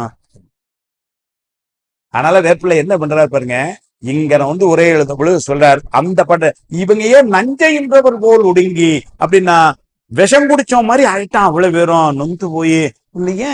இப்ப இவன் விஷம் குடிச்ச மாதிரி ஆனா என்ன நடந்தது அப்படின்னா, உமையாயிட்டோம், ரைட்டு, அது ஒரு வருத்தம். உமையான நாள் வருத்தப்பட்டு, அல்லது நம்ம தோத்து போயிட்டோம். ஏன்னா உமையாயிட்டோம்னா என்ன அர்த்தம், சைவம் ஜெயிக்க நம்ம தோத்து போயிட்டோம், அதனால அவமானப்பட்டு. ஆனா நஞ்சு குடிச்ச மாதிரி ஆயிட்டான்னு என்ன அர்த்தம், நஞ்சு குடிச்சவன் செத்து போவான், நம்மளும் அடுத்தால செத்து போறோங்கிறத குறிப்பால நஞ்சை என்று போனார். ஏன்னா மன்னன் என்ன பண்ணுவான், சோழ மன்னன் அவ்வளவு வரையும் தலையெடுத்துருங்க போறான். ஆனா அவன் எடுக்கல, அது பின்னாடி வருது. அவன் எடுக்கல, ஏன்னா அவன் ரொம்ப கருணையினா செய்யறான், அது வேற. அது சொல்ற, நஞ்சை இன்றவர் போல் ஒடுங்கி மூகைகளாயினர் நெஞ்சம் நொந்து பின் ஈழநாடன். அருமையான ஒரு இடம் சொல்ல. கூட இருந்த இவங்களெல்லாம் எப்படி ஆயிட்டாங்கன்னா, நஞ்சு குடிச்ச ஆள் மாதிரி அப்படி உட்காந்துட்டாங்க. மூகைகள் ஆயினர், மூகைன்னா ஊமைன்னு அர்த்தம், எல்லாம் ஊமை ஆயிட்டாங்க. மூகை அப்படின்னா ஊமைன்னு அர்த்தம். வாமன் சுவாமிகள் சென்னையில பேசும்பொழுது சொன்னார், நீ பல தெய்வங்களை வழிபாடு செய்வாயாயின் நீ யாருடைய பக்தன் என்பதற்கு நீ மூகையாய்த்தான் இருக்க வேண்டும் எழுதினார். ஏன்னா பல தெய்வங்களை வழிபாடு செஞ்சானா நீ யாருடைய பக்தன்னு கேள்விக்கு டக்குன்னு பதில் சொல்ல முடியாது. யாருன்னு சொல்ல, பைக்குள்ள 7 அட்டப்படம் இருக்கு, வியாழக்கிழமைக்கு ஒண்ணு, வெள்ளிக்கிழமைக்கு ஒண்ணு, எதை காட்டுன்னு தெரியல, அதனால என்னன்னு சொல்ல முடியும், பதில் சொல்ல முடியாது. அப்படின்னு ஊமையா தான், அதான் மூகன் தான் காட்டும் அப்படின்னு எழுதுவார். பேசினாராம் சென்னையில, அது பின்னாடி அதை எழுதுனாங்க, புத்தகத்துல எழுதி போட்டாங்க. பல தெய்வங்களை வழிபாடு செய்வாயாயின் நீ யாருடைய பக்தன் என்ற கேள்விக்கு நீ மூகம்தான் காட்டும் அப்படின்பார். அத மாதிரி மூகை அப்படின்னா ஊமைன்னு அர்த்தம். அதனால நஞ்சை இன்றவர் போல் ஒடுங்கி மூகைகளாயினர் எல்லாம் இப்போ ஊமையாயிட்டு. புத்த மத குருமார்ல இருந்து இதுல ஒரு பெரிய நயம் இருக்கு, நல்லா பார்க்கணும். புத்த குரு ஊமையாயிட்டான், அவன் கூட அவனுக்கு பின்னாடி இருந்து பண்ணிருப்பாங்கல்ல, அது அவ்வளவு ஊமையாயிட்டு. அந்த புத்த மதத்தை ஆதரிக்கின்ற அந்த மன்னன் ஊமையாகவில்லை. அது ஒரு சிறப்பு, தனியா வச்சிருக்கிறார் வேப்பிலை, தனியா எழுதுறாரு. அவன் ஆகல, ஏன்னா நியாயமா அவனும் ஆயிருக்கணும்ல, கூட்டத்துல ஆகல. இவங்கெல்லாம் தான் ஆனா இருக்கட்டும், அவன் ஏங்கிறத அப்புறம் சொல்றேன். அவன் இப்போ ஏன்னா நெஞ்சம் நொந்துங்கிறார். என்ன மாதிரி முட்டாள் உரை எழுதியிருந்தான்னு எழுதுவான். என்ன எழுதுவான் அந்த இடத்துல, நம்ம கூட வந்தவெல்லாம் தோத்து இப்படி ஊமை ஆயிட்டாங்களே அப்படின்னு நெஞ்சம் நொந்துன்னு எழுதியிருக்கணும். வேற்பிள்ளை எழுதுறார், ஏன் நெஞ்சம் நொந்து அப்படிங்கிறதுக்கு அவர் எழுதுறார், சத்தியமில்லாத புறச்சமயமாகிய புத்த சமயத்திலேயே இதுகால் இருந்து காலத்தை வீணடித்து விட்டேனே என நெஞ்சம் நொந்துன்னு எழுதினார். நெஞ்சம் நொந்துக்கு உரை எழுதுற, சத்தியமில்லாத புறச்சமயமாகிய புத்தத்திலேயே இதுகாலும் காலம் கழிந்ததே என்று நெஞ்சம் நொந்த அந்த இளமன்னன் அப்படின்னு உரை எழுதுற. நெஞ்சம் நொந்ததுக்கு நினைந்து என்ன பண்ணார்னா, ஈழ நாடன் நினைந்திடும். அது அந்த மாற்றம் ஏற்படும். இங்க இவன் புத்தத்துல இருந்து இப்ப சைவத்துக்கு மாற போறான். இதே மாதிரியான ஒரு சூழல் மதுரையில பார்த்தோம். சமணத்துல இருந்து அவன் மாறான். நெண்டசேர் நடுமார் இங்க சொல்லுவாரு ஞானசம்பந்தர, அவனும் அதே மாதிரி மாறின உடனே எப்படி, ஏன்னா அங்கேயும் சமணர்கள் எல்லாம் கழுவியத்தினாங்க, அதெல்லாம் அந்த மன்னன் மாறின உடனே எப்படி ஆனான்னு, மீனவன் தன்மேலுள்ள வெப்பெலாம் உடனே மாற ஆன பேரின்பம் எய்தி. திருநீர் பூசின உடனே வலி நீங்குச்சுன்னு சொல்லல, பேரின்பம்ங்கிறார். பேரின்பம் முக்தி இன்பம். ஞானசம்பந்தருடைய திருக்கரம் மேலப்பட்டு பூசிச்சுன்னா பின்ன அது எப்படி இருந்திருக்கும். அதனால அவர் சொல்றார், மீனவன் தன்மேல் உள்ள வெப்பெலாம் உடனே மாற. இப்ப டாக்டர்னா மருந்து கொடுத்து ஒரு 3 நாள் சாப்பிடுங்க, கொஞ்சம் கொஞ்சமா குறையும், 3 நாள் கழிச்சு வாங்கம்பாங்க இல்லைங்களா. இயற்கை அப்படிதானே நடக்கும். இங்க அத மாதிரி இன்னைக்கு திருநீர் பூசி இருக்கு, கொஞ்சம் பாருங்க, நைட்டு கொஞ்சம் குறையும், நைட்டு கஞ்சி வச்சு கொடுங்க பார்ப்போம், அதெல்லாம் சொல்லல. அது எந்த அளவுக்கு வெப்பமா இருந்ததுன்னு சொல்ற. அவன் சமணர்கள் அந்த பக்கம் இருந்து அந்த மயில் பீலி தோகை வச்சு பண்ணாங்க பாருங்க, அந்த மயில் தோகைகள் கருகி விட்டனவான். சேக்கலா சுவாமி சொல்றார், அவ்வளவு வெப்பம். உள்ளேயும் வெளியையும் வெப்பம்ங்கிறார். உள்ளேயும் எரியுது, பத்தி எரியுது, வெளியும். அவன் கையில வச்சிருக்கவும் பக்கத்துல நின்று இது பண்ண முடியல, கொதிக்குது, அவனுடைய மயில் பீகை கருகி விழுதுகிற, அவ்வளவு வெப்பமா. அந்த வெப்பம் மீனவன் தன்மேலுள்ள வெப்பெல்லாம் உடனே மாற. ஞானசம்பந்தருடைய திருநீர் என்ன ஆச்சுன்னா, ஆன பேரின்பம் எய்தி உச்சி மேல் அங்கை கூப்பி. மணிக்கவாசம் ஞானசம்பந்தரை வணங்குறான். உச்சி மேல் அங்கை கூப்பி மானம் ஒன்றில்லார் முன்பு. என்ன வார்த்தை போட்டான் பாருங்க, மானம் இல்லாதவன் எல்லாம் முந்தான் நேத்து ராத்திரி வரைக்கும் அவனும் கூட தான் கும்பிடிச்சான். கேட்டீங்களா? ஞான சம்பந்தருடைய பார்வை பட்டுது. அதனாலதான் குலச்சரியார் அவர் இறங்கின உடனே சொல்றார், சென்ற காலத்தின் பழுதிலா திறமும் இனி எதிர்காலத்தின் சிறப்பும் இன்று எழுந்து அருள பெற்ற பேர் இதனால் எற்றைக்கும் திருவருளுடைய நன்றியில் நெறியில் அழுந்திய நாடும் நற்றமிழ் வேந்தனும் உய்ந்து வென்றுகொள் திருநீற்றொழியினில் விளங்கும் மேன்மையும் படைத்தனம் என்பார். இனிமேல் திருநீற்று ஒளி இங்க விளங்கும். எங்க ஞான சம்பந்தர் மதுரை வந்து பஸ்ல இருந்து கிளை இறங்குறார். அதுக்கே இந்த அப்படி சொல்லிட்டார். பின்னாடி அதாவது அக்கா கூட இப்ப பாடினாங்க. அது நடந்ததுங்கிறத மங்கையரசு புராணத்துல கொண்டு வைக்கிறது. மங்கையர்க்கு தனியரசு எங்கள் தெய்வம் வளவுருள குழந்து வளைக்கியமானை செங்கமல திருமடந்தை கண்ணினாடால் தென்னர்குல வழி தீர்த்த தெய்வப்பாவை எங்கள் பிரான் சண்பேர்கோன் அருளினாலே இருந்தமிழ்நாடு உற்ற இடர் நீக்கி பொங்கொழி வெண்திருநீர் பரப்பினாரை போற்றுவார்களல் எம்மால் போற்றலாமே. காப்பி கொடுப்பவர்களால் போற்றலாமே அப்படி என்று சொல்றார். அதனால மானம் ஒன்றில்லார் சமணர்கள் இப்படி இதாகிட்டார் பாருங்க. அப்படியே கலர் மாறுறாரு. இங்க இவர் புத்தத்துல இருந்து மாறினவரு, அங்க வந்து சமணத்துல இருந்து மாறினவர். மானம் ஒன்றில்லார் முன்பு வன்பினி நீக்க வந்த ஞான சம்பந்தர் பாதம் நன்னி நான் உயிர்ந்தேன் என்றான். ஞான சம்பந்தருடைய காலில் விழுந்து இங்கேயும் அதான் அடிக்கடி நினைச்சு பார்ப்பேன். ஞான சம்பந்தருக்கு அப்ப வயசு வந்து அநேகமா ஒரு 12-13 இருந்திருக்கணும், அவ்வளவுதான் இருக்கு. ஏன்னா 16ல நிலை போயிடுது, அப்படித்தானே? ஞான சம்பந்தம் இருந்ததே 16 தான். அதுல கிட்டத்தட்ட கடைசியில அந்த மதுரைக்கு வந்து ஆலவாய் சென்னை வந்து ஆலவாய்க்கு வந்துட்டு இது பண்ணி திரும்ப சீராளிக்கு வந்துடுறார். அங்கதான் கிட்டத்தட்ட பிரயாணம் முடியுது. அப்படின்னா 13, அதிகபட்சம் 14 வயசு இருக்கும். நின்ற சீர் நெடுமாறனுக்கு ஒரு 45 வயசு இருக்கும். ரெண்டாவது பாண்டிய நாட்டுடைய மன்னன் இல்லைங்களா? இந்த 13-14 வயசுல காலில் விழுந்து கிடக்குது. ஞான சம்பந்தர் எங்கன்னாரு கரம் பிடித்து ஞான சம்பந்தரை முகம் பார்த்து ஞான சம்பந்தர் பாதம் நன்னி காலில் விழுந்தான். உயிர்ந்தேன் என்றான். ஏன்னா அந்த வலி அப்படியே சரியாயிடுச்சே. ஏன்னா அந்த வைத்த வலி எப்படி வந்ததுன்னா அந்த ஜனம் வந்தது எங்கன்னாரு முந்த நாள் வச்ச தீ அதுதானே இங்க வச்சிடுது. பையவே சென்று பாண்டியர்க்காகவே அவர் அனுப்பிச்சு விட்டது தானே. ஆனாலும் போய் எடுத்து விட்டார். அருமையா சொல்ல, தென்னவன் பணிந்து நின்று திரு ஆலவாயில் மேவும் மன்னனே அமனர் தங்கள் மாயையால் மயங்கி யாதும் உன்னையான் அறிந்திலேனை. சொக்கநாதர்கிட்ட போய் வழிபாடு செய்யறாருப்பான். பெருமானே உன்னை நான் அறியாம இருந்துட்டனே. மன்னனுடைய வருத்தம் பாருங்க. எங்க வீட்டம்மா போய் வழிபடுச்சு, ஆனா நான் வழிபடாமல்லாம் இருந்துட்டேன் இல்லைங்களா? அந்த அம்மா போய் வழிபட்டாங்க மங்கையர்க்கரசியார், இவன் போல. அதனால அம்மனார் வந்தா இருந்த அந்த குண்டன் போகல.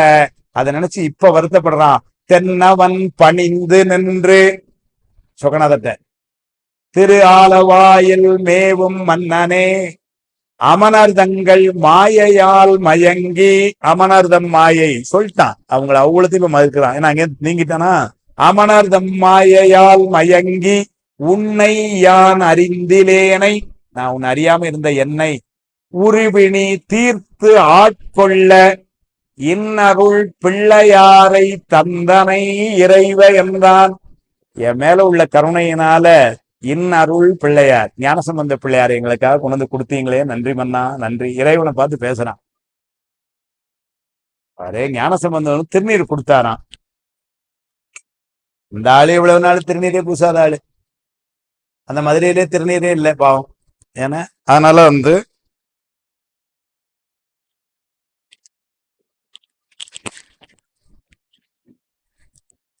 அந்த திருநீர் கொடுத்த உடனே அவன் எப்படி வாங்கினான்னு சேர்க்கலாம் சொல்றான். அதை படம் எடுத்திருக்கிறார் அந்த ஆள். 500 வருஷத்துக்கு அப்புறம் வந்து வீடியோல எப்படி கவர் பண்றாரு பாருங்க. திருநீரை எப்படி வாங்கினார்னு. தென்னவன் தனக்கு நீரு சிறபுறச் செல்வர் ஈந்தார். யார் திருநீர் கொடுத்தாருனாரு? சிறபுறச் செல்வர். சிறப்புனா சீர்காழி. சீர்காழி செல்வ ஞானசம்பந்தர் திருநீர் கொடுத்தார். இவ்வளவு பெரிய புண்ணியம் செஞ்சிருக்கான் அந்த மண்ணை. ஞானசம்பந்தர் கையினால் திருநீர் வாங்குறான். ஞானசம்பந்தர் கையினால மேல திருநீர் தடவை பெற்றிருக்கான். தென்னவன் தனக்கு நீர் சிறபுறச் செல்வர் தந்தார். முன்னவன் மன்னன் பணிந்து வாங்கி, அந்த திருநீர் எப்படி வாங்குறான்னாரு, பணிந்து. மன்னன் முன்னாடிதான் எல்லாரும் பணிந்து இருந்திருப்பாங்க. மன்னன் யார் பணிந்திருக்க மாட்டான். ஞானசம் முன்னாடி பணிந்து திருநீரை வாங்குறான். திருநீருக்குள்ள பெருமையை கொடுக்குறான். அப்படி பணிந்து வாங்கி, என்ன சார் நெத்தியில பூசிக்கிட்டான், இல்ல அந்த கையில இந்த கையில வச்சுக்கிட்டான், அல்லது அந்த அந்த பக்கம் பொட்டு வந்துட்டான், அதெல்லாம் சொல்லல. யாரையும் இல்ல மாதிரி இல்ல. என்ன செஞ்சான்னாரு, முழுவதும் அணிந்து நின்றான். உடம்பெல்லாம் பூசிக்கிட்டான் அந்த திருநீரை. முன்னவன் பணிந்து வாங்கி முழுவதும் அணிந்து நின்றான். மன்னன் நீர் அணிந்தான் என்று மாலை முரசுல ஹெட்லைன், மன்னன் நீர் அணிந்தான். ஃப்ரண்ட் பேஜ் ஃபுல் பேஜ் அதான் போட்டிருக்கான். மன்னன் நீர் அணிந்தான் என்று மற்றவன் மதுரை வாழ்வார் துண்ணி நின்றார்கள் எல்லாம் தூய நீர் அணிந்து கொண்டார். மதுரை பூரா அவ்வளவு பேரும் மதுரை சுத்தி இருக்கான். அவ்வளவு பேரும் திருநீர் பூசிட்டான்டா. நேற்று வரைக்கும் மதுரையில திருநீர் இல்லாம இருந்தது, இன்னைக்கு எப்படி ஆச்சுன்னாரு. இன்னமா சொல்லாது. தென்னவன் தனக்கு நீர் சிவபுரச் செல்வர் என்றார். முன்னவன் பணிந்து வணங்கி முழுவதும் அணிந்து நின்றான். மன்னவன் திருநீர் அணிந்தான் என்று மற்றவன் மதுரை வாழ்வார் துண்ணி நின்றார்கள் எல்லாம் தூய நீர் அணிந்து கொள்வார். அதனால மதுரையே இதெல்லாம் உண்மையிலே ஞான சம்பந்தர் என்கின்ற ஒரு தலைவரை நம்ம பேசினா எவ்வளவு பெரிய ஒரு புரட்சியை எவ்வளவு அமைதியா செஞ்சுட்டு போயிட்டார் பாரு.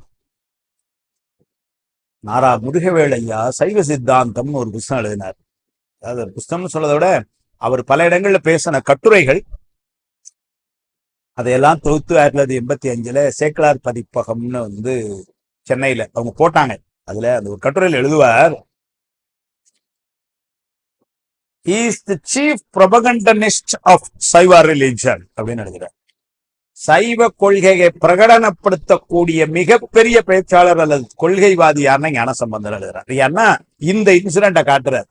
மதுரையில அந்த நாடே திரும்ப அப்படி சைவத்துக்கு மாறுச்சுன்னா சார், ஒரு அடித்தடி இல்ல, ஒரு ஒத்துழையாமை போராட்டம் கிடையாது, ஒரு கல்வீச்சு கிடையாது, ஒரு அரசு கிடையாது, ஒரு பாம் பிளாஸ்ட் கிடையாது.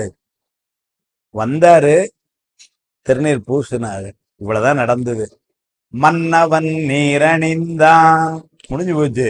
அதனால மற்றவன் மதுரை வாழ்வார் துண்ணி நின்றார்கள், பக்கத்துல எல்லாம் வாழ்வார் எல்லாம் தூய நீர் அணிந்து கொண்டார். சீராழியில இருந்து கிளம்பி அல்ல திருமறை காட்டுல இருந்து கிளம்பி இங்க வரும் பொழுது இங்க யாருக்கும் திருநீர் இல்ல, இங்க திரும்ப போகும் பொழுது எல்லாரும் திருநீரு. அதனாலதான் சொல்ல, வென்றுகொள் திருநீர் தொழியினில் விளங்கும் மேன்மையும் படைத்தனம் என்பார் சொல்லிட்டு போயிட்டார். அது மாதிரி அப்பா எதுக்கு சொல்ல வந்தோம்னா, அங்க சமண மன்னன், இங்க இது ஈழ மன்னன். அதனால நெஞ்சம் நொந்து இந்த மன்னன் இவ்வளவு நாள் இப்படி தெரியாமல் புத்த மதத்துல இருந்துட்டமே என்று நெஞ்சம் நொந்து பின் ஈழநாடன் நினைந்திடும் யாருங்கிறார். சிவஞான நூல் எஞ்சல் இன்றிய செல்வர். சிவஞான நூல் எஞ்சல் இன்றி, எஞ்சிய அப்படின்னா கொஞ்சம் மிச்சம் இருக்கான்னு அர்த்தம். இனிமேல் படிக்கிறதுக்கு எந்த நூலும் சிவஞான நூல் மிச்சம் இல்லாமல் அனைத்தையும் உணர்ந்த மாணிக்கவாசகர். அதான் சிவஞான நூல் எஞ்சல் இன்றிய செல்வர். 10 புத்தகம் இருக்கு, 8 புத்தகம் எஞ்சி 2 புத்தகம் இருக்கு மிச்சம், அதான் படிக்கணும் அப்படி இல்லையா? நம்ம ஒரு புஸ்தகம் அதுல ஒரு பாட்டை மனப்பாடம் பண்றவங்கள படுற பாடு பார்த்தீங்கன்னா, டங்கு டங்கு டங்குன்னு அடிச்சு வீட்டுல இருக்கவங்களுக்கு எல்லாம் மனப்பாடம் ஆயிருது, நமக்கு ஆகுறது. இதைத்தானே படிக்க வந்தீங்கிறாங்க. நம்ம நிலைமை அப்படி இருக்கு. ஆனா மாணிக்கவாசகர் எப்படி இருந்தாருனாரு, சிவஞான நூல் எஞ்சல் இன்றிய செல்வர். அவர் சொல்லார், பாதம் இறைஞ்சி அவருடைய திருவடிகளை வணங்கி இது கூறுவான். புத்தமத மன்னன் இப்ப சொல்றான், நெஞ்சம் நொந்து. அதனாலதான் சொன்னேன், இவன் நெஞ்சம் நொந்து இந்த நிலையில இருந்ததுனாலதான் இவன் ஊமை ஆகல. ஏன்னா ஏனையவர்கள் தான் ஊமை ஆனாங்கன்னா இவன் திருந்துட்டான் மனசுல, அதனால இவன் ஊமை ஆகல. அது மட்டுமல்ல, அரசனுக்குன்னு சில கடமைகள் இருந்ததான், அதையெல்லாம் சிறப்புற செய்தானா இவர் எழுதுறாரு பின்னாடி. அதனால அவன் ஊமை ஆகல. ஏன்னா அவ்வளவு பேரும் ஊமையாயிட்டாங்க. அப்ப இவனும் சேர்ந்து ஆயிருக்கணும்ல, ஆகல. ஏன் ஆகலன்னாரு, அவனுடைய தன்மை எப்படி இருந்தான். நெஞ்சம் நொந்து அதனாலதான் வேர்ப்பிள்ளை நெஞ்சம் நொந்து என்பதற்கு நம்ம கூட வந்தாலாம் இப்படி ஊமையாயிட்டானா ஐயையோ இவனோட வச்சு நம்ம என்ன பண்ண அப்படின்னு நெஞ்சம் நொந்துன்னு இல்லையா. புரட்சமயமாயிருக்கின்ற புத்த மதத்துல இதுகாரும் காலம் போயிடுதே. அவன் வருத்தப்பட்டிருக்கான். இப்ப அவனுக்கு ஒரு 35-40 வயசு இருந்திருக்கும்னு வச்சுக்கோங்க. 40 வருஷ காலம் இப்படி பாலா போயிடுதே. இவங்க எல்லாம் எவ்வளவு புண்ணியம் பண்ணியிருக்கிறாங்க, பிறந்ததுல இருந்தே சைவத்துல இருக்காங்களே அப்படின்னு நினைச்சு அவன் நொந்திருக்கிறான். அப்படி நொந்திருக்கிறான். நெஞ்சம் நொந்து பின் ஈழநாடன் நினைந்திடும் சிவஞான நூல் எஞ்சல் இன்றிய செல்வர் பாதம் இறைஞ்சி நின்று இது கூறுவான். அவற்றை இப்போ சொல்றான். என்ன சொல்றான் பாருங்க. மாணிக்கவாசகர்கிட்ட பேசுறான் மன்னன். என்ன சொல்றான், இதெல்லாம் ஊமையாய் இங்க நிக்கி, அவ்வளவு ஸ்டாண்ட் அப் எல்லாம் ஊமையில உட்கார்ந்துருக்கு. இப்ப மன்னன் பாண்டிய இவர்கிட்ட பேசுறான். மாணிக்கவாசகர் சொல்ல வல்லவர் மூகையாயினர் சொல்லிலா ஒரு மூகையான் வள்ளி என் புதல்விக்கு மூகை மறைந்து நல்லுரை கூறினால் நல்ல தொண்டன் உமக்கு நான் என நாயனார் அவள் தன்னை நீ ஒல்லை இங்கு அலை என்ன வந்தவள் உண்மை சேர அவை நன்னினாள். சொல்ல வல்லவர் மூகையாயினார் சொல்லிலா ஒரு மூகையாம்னு இருக்கணும். நாம வாங்கி கொடுத்த புத்தகத்துல முகையாம்னு இருக்கு. அது மூகையாம்னு இருக்கணும். மூகைனா ஊமை. அது குறில் நெடில் ஆக்கிக்கங்க. அந்த அச்சு அடிச்சவனுக்கு கூட ஒரு ஊமைன்னு அடிக்கிறதுக்கு மனசு வரல, முகையாம்னு அடிச்சிருக்கான். அவ்வளவு கருணை அவனுக்கு. ஆனா சொல்ல வல்லவர் ஊமையா மூகையாயினர். மன்னன் என்ன சொல்றான் பாருங்க. நல்ல பேச தெரிஞ்சவங்கள்லாம் ஊமை ஆயிட்டாங்க ஐயா, இன்னொன்னுக்கு பேச்சு வரல ஐயா. என் நிலைமை எப்படி இருக்கு பாருங்க. அவர் சொல்றார், சொல்ல வல்லவர் மூகையாயினர் சொல்லிலா ஒரு மூகையாம். சொல்லே வராம ஒரு ஊமை என்று இருக்கு. மகளை சொல்றார், சொல்லிலா ஒரு மூகையாம் வள்ளி என் புதல்வி. என்னுடைய இவ்வளவு நேரம் பேசலாம் தான் அரசனா நின்னு, அதனால என் கூட வந்த குடிமக்கள். இது யாருன்னாரு, எங்க நாட்டுல இருந்து வந்த பிரஜை சொல்லல. என் புதல்வி, என்னுடைய மகள். புதல்விக்கு மூகை மறைந்து நல்லுரை கூறினால். பெருமானே, மாணிக்கவாசகர் சேர்க்கிறார். பேசிட்டு இருந்தாங்க அவ்வளவு பேரையும் இப்படி ஆக்கிட்டீங்க. பேசாம இருக்கிற என் பிள்ளைக்கு பேச்சு வர்ற மாதிரி நீங்க பண்ணிட்டீங்கன்னா அதுதான் விண்ணப்பம். அதனால அவளுக்கு மூகை மறைந்து ஊமை மறைந்து நல்லுரை கூறினால் நல்ல தொண்டன் உமக்கு நான் என நான் உனக்கு தொண்டனாவேங்கிறார். நீங்க பாருங்க, மாணிக்கவாசகருக்கு கொஞ்ச நாளைக்கு முன்னாடிதான் பாண்டிய மன்னன் சொன்னான், நீ நாட்டை ஆளு, நான் உனக்கு சேவம் பண்றேன்னா. இப்ப புத்த மத மன்னன் அங்கிருந்து வந்தவன் சொல்றான், நல்ல தொண்டன் உமக்கு நான் என. அது என்ன நல்ல தொண்டன்? வேர்ப்பிள்ளை உருவாக்குறார். நல்ல தொண்டன் அப்படின்னா நீ சொல்றதெல்லாம் செய்யற. உன்னடியா தாழ் பணிவோம் அங்கவர்க்கே பாங்காவோம் அன்னவரையும் கணவராவார் அவர் உகந்து சொன்ன வரிசையே தொழும்பாய் பணி செய்வோம் என்பதே நல்ல தொண்டன் எழுதியிருக்கலாம். அது எழுதல வேர்ப்பிள்ளை. அந்த நல்ல தொண்டன்கிறதுக்கு ஒரு வார்த்தை எழுதினாரு. இனி புத்த சமயம் விசுவாசம் சிறிதுமின்றி சைவ சமய விசுவாசியாய் நிற்பேன் என்பது நல்ல தொண்டனாம். அப்படின்னா இனிமேல் அந்த புத்த மத இதுக்கெல்லாம் ஒண்ணும் இல்ல. புத்த மத விசுவாசம் இன்றி சைவ விசுவாசத்தோடு இருப்பேன் என்பார் நல்ல தொண்டன் என்றான். உரை பாருங்க வேர்ப்பிள்ளை. நல்ல தொண்டன் உமக்கு நான் என. அதனால நீ என்னுடைய பேசுறவங்களெல்லாம் பேசாம கேட்டீங்க சுவாமி. இப்ப பேசாம இருக்கிற என்னுடைய மகளை நீங்க கொஞ்சம் பேச வச்சு கொடுங்க. என்னைக்கு நான் உங்களுக்கு தொண்டன் நல்ல தொண்டனா இருப்பேன் அப்படின்னா என்ன அர்த்தம்? சைவத்திலே நிற்பேன்னு அர்த்தம். அதனால உடனே அவரு பாருங்க, மாணிக்கவாசகர் அவள் தன்னை நீ ஒல்லை இங்களை உடனே கூப்பிடுங்கிறார். அப்படியா வந்திருக்கீங்களா? சரி வாங்க போயிட்டு இன்னைக்கு இதெல்லாம் முடிஞ்சிருக்கு, ஒரு அடுத்த வாரம் என்ன பாருங்களேன், என்னன்னு பார்ப்போம் அப்படின்னு சொல்லி யாரா டாக்டர்கிட்ட காமிச்சிங்களா அப்படின்லாம் ஒண்ணும் கேட்கல, எதுவுமே சொல்லல. உடனே இதுதான் சுவாமி. அது இதெல்லாம் தான் அவரு சிவம்ங்கிறாரு. சார் அடியார் போய் கேட்டா சுவாமி யோசிக்கிறதே இல்லை. கேட்கற முன்னாடி டம்மாலும் தூக்கி கொடுத்துறோம். ஐயோ எவ்வளவு நாள் நீ கேட்கற அளவுக்கு ஆக்கி வச்சா இருந்தா அப்படின்னு சொல்லி கொடுக்குறோம். அதனால கேட்ட உடனே சுவாமி என்ன பண்றாங்க, தூக்கி கொடுத்துறோம். அது இங்க பாருங்க. அதனால அந்த அவர் கேட்ட உடனே இப்ப இவ்வளவு நேரம் வந்து அவனை கூட எல்லாம் வாதிட்டு போராடி இப்பதான் முடிஞ்சிருக்கு. சரி வீட்டுக்கு போய் டீ குடிச்சு நாளைக்கு வரேன், போ நாளைக்கு வா, இங்கதானே இருக்க. உடனே ஏன்னா அவனுக்கு ஒரு தேவைன்னு வந்த உடனே பாருங்க, அதான் தலைமை. நாயனார் வார்த்தை அப்படி போட்டார், நாயனார் தலைமைன்னு அர்த்தம்.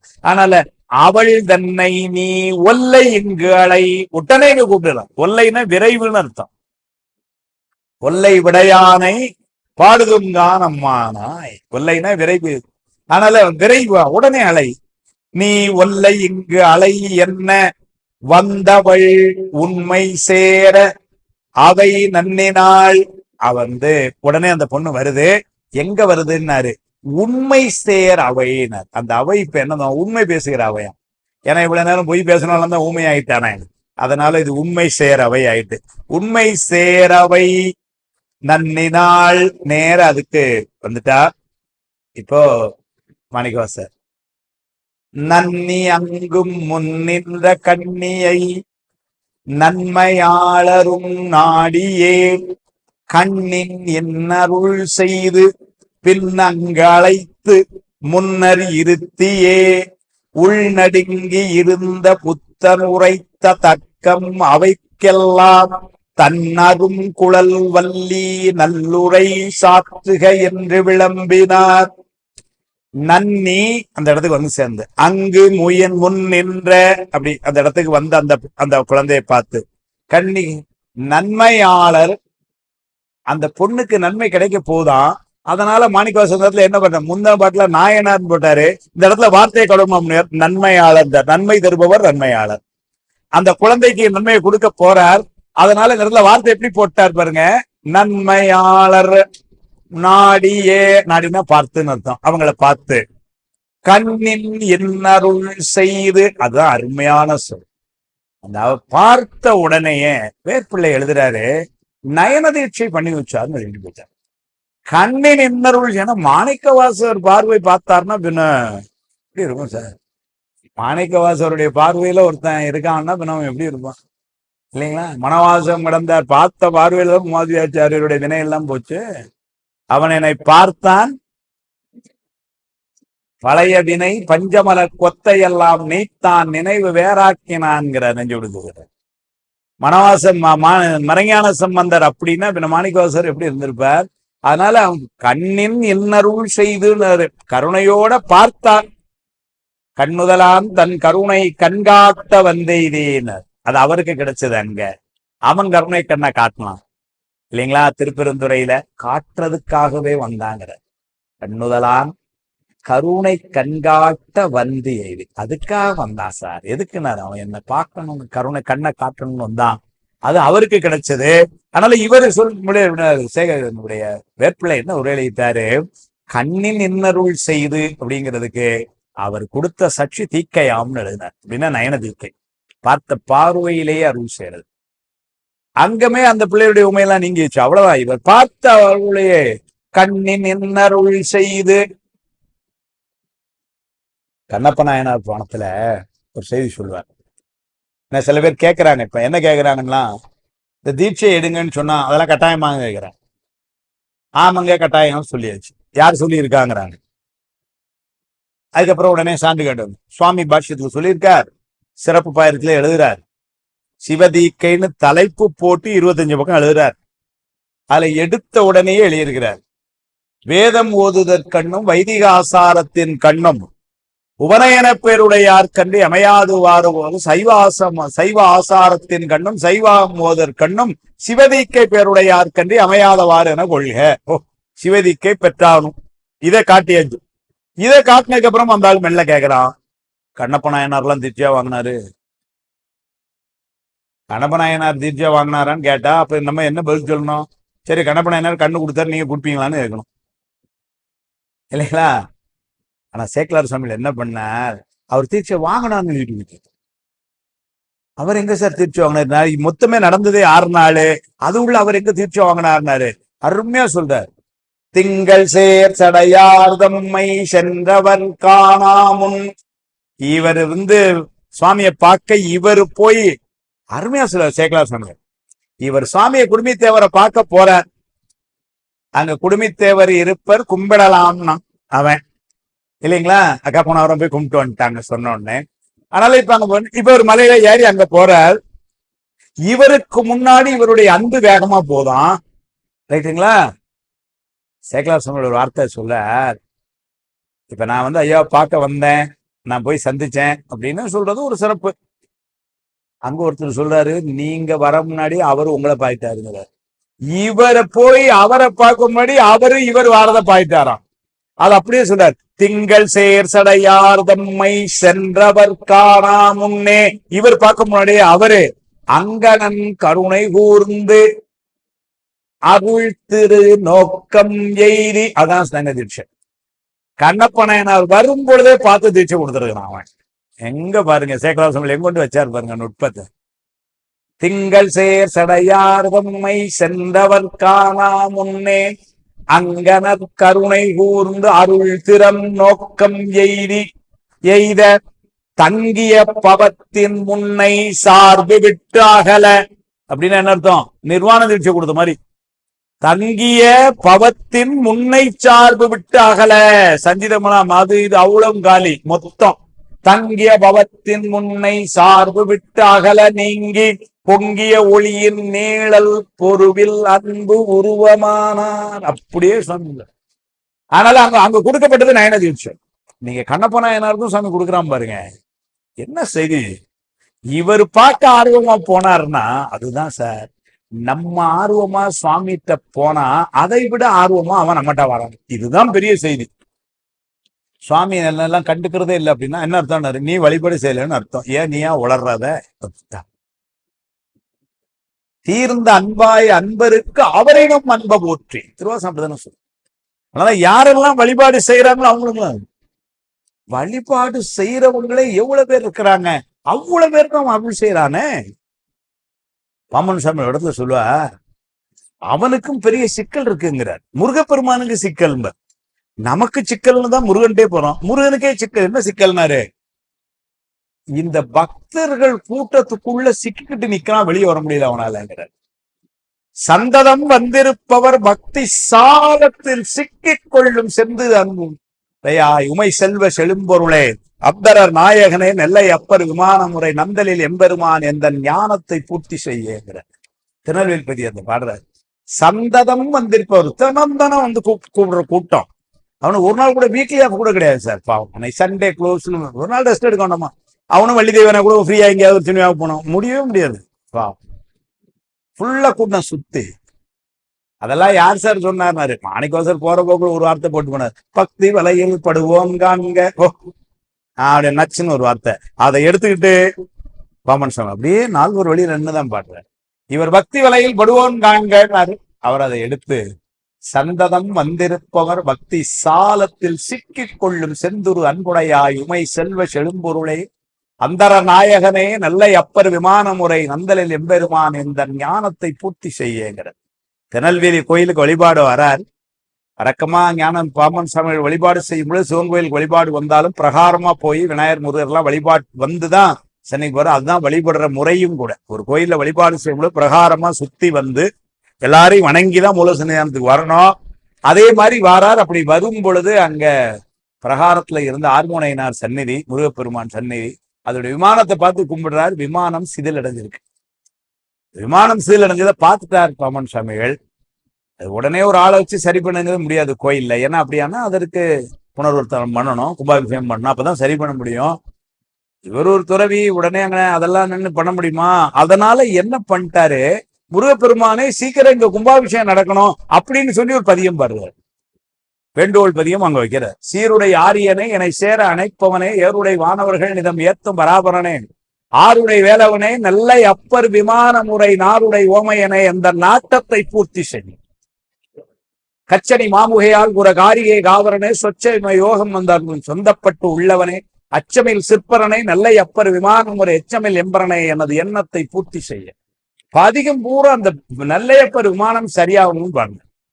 சங்கையில் உண்புகளை தினம் சாற்றிய எந்தைவரான் இங்கியனை உய்வித்தவர் உணையன்று எவர் உளரால் அங்கேயின் மேனியனே நல்லையப்பர் விமான முறை நந்த நிறுவவான் எந்த ஞானத்தை பூர்த்தி செய்ய அப்படின்னு வழிபாடு. இங்கு என்னை உய்வித்தவர் உனை என்று எவர் உளராள்ங்கிறார் முருகப்பெருமான். பெருமானே, இங்க உன்னை தவிர எங்களுக்கு யார்ப்பா இருக்கிறான்? சங்கையில் உன் புகழை தினம் சாத்திய எந்தபிரான் அருணகிரிநாதர். அருணகிரிநாதன் நினைக்கிறார், ஒவ்வொரு பதியத்திலும் கடைசி அருணகிரிநாதன் நினைப்பார். சங்கையில் உன் புகழை தினம் சாத்திய எந்தைவிரான் இங்கு என்னை உய்வித்தவர் உனையன்று எவர் உளரால் அங்கியின் மேனியனே நெல்லை அப்பர் விமானமுறை பங்கமிலாய் எனது வழிபாட்டினை பூர்த்தி செய்ய. அங்கதான் சொல்லும்போது சொல்றார், சந்ததம் வந்திருப்பவர் பக்தி சாலத்தில் சிக்கிக் கொள்ளும் செந்துரு அன்புடையாய் உமை செல்வ செழும்பொருளே அந்தவில் நாயகனே நெல்லை அப்பர் விமானமுறை அந்தலில் எம்பெருமான் எந்த ஞானத்தை பூர்த்தி செய்ய. அப்படிலாம் படுற. அப்படி சுவாமியிட்ட சுத்தி சுத்தி அடியார்கள் ஏன்னாரு கேட்க முன்னாடி கொடுக்குறான். யாரெல்லாம் வரணும், இதெல்லாம் ஒரு பெரிய செய்தி பாருங்க. ஏன்னா இவர் போக முன்னாடி அவர் பாயிட்டார். அடிக்கடி நினைக்கிறது, நாம 100 ரூபா டிக்கெட் எடுத்தா 200 ரூபா டிக்கெட் கூடத்துல முண்டி அங்கே ஒரு தெரிஞ்ச ஆளை பிடிச்சி எடுத்து முன்னாடி போய் நம்ம சாமியை பாக்குறோம். ஒரு 500 பேர் பின்னாடி நிக்கிறாங்க. நல்ல ஞாபகம், நாம முன்னாடி போய் சாமியை பாக்குறோம், இந்த 500 பேரை சாமி பாக்குறான். அதனால கியூல பின்னாடி இருந்தா நம்ம முடிவு பண்ணிக்கலாம். இனிமே என்ன அர்த்தம்னாரு, சுவாமி நம்மளை பாக்குது. கியூல கூட கொஞ்ச நேரம் நின்னோம்னு வச்சுக்கங்களேன், ரொம்ப புண்ணியம் செஞ்சிருக்கோம்னு அர்த்தம். கோயிலுக்குள்ள கூட கொஞ்ச நேரம் நிக்க வாய்ப்பு கொடுத்துருக்கான். இது எங்க தெரியுதுனாரு, கணப்பனத்துல திங்கள் சேர் சடையார் தம்மை சென்றவர் காணா முன்னே, இவர் பார்க்க முன்னாடியே அந்த அங்கனர் கருணை கூர்ந்து அருள் திரு நோக்கம் எய்த. அவர் பார்த்த உடனே என்ன நடந்ததுனாரு, தங்கிய பவத்தின் முன்னை சார்பு விட்டு அகல நீங்கி பொங்கிய ஒளியின் நீழல் உருவில் அன்பு உருவமானார். அப்படியே உருவமானார்னாரு. அதே மாதிரி இங்க என்ன அந்த நயன தீட்சையினுடைய சிறப்பு, இங்க நன்மையாளரும் நாடியே, நன்மையாளர் மாணிக்கவாசர் அவரும் அந்த குழந்தையை பார்த்து கண்ணின் என் அருள் செய்து, கண்ணினாலே பார்த்த பார்வையிலே அருள் செய்து, பின் அங்கு அழைத்து முன்னர் இருத்தியே கூப்பிட்டு என்ன பண்ணார்னாரு, முன்னாடி உட்கார வைக்கிறார். முன்னர் இருத்தியே உள்நடுங்கி இருந்த புத்தன் உரைத்த, உள்நடுங்கி இருந்த புத்தருங்கிறார். ஏற்கனவே எல்லாம் நஞ்ச குடிச்சு உட்கார்ந்த மாதிரிதான் இருக்கான்னார். இப்ப உள்நடுங்கி, ஏன் உள்நடுங்கி அங்கனதான் எழுதுறாரு. மந்திரி ஏற்கனவே ராஜர் அந்த மன்னன் சொல்லிட்டான், புத்தரை தோத்தாங்கன்னா அவங்கள அவ்வளோத்தையும் நான் க்ளோஸ் பண்ணிடுவேன்ட்டான்.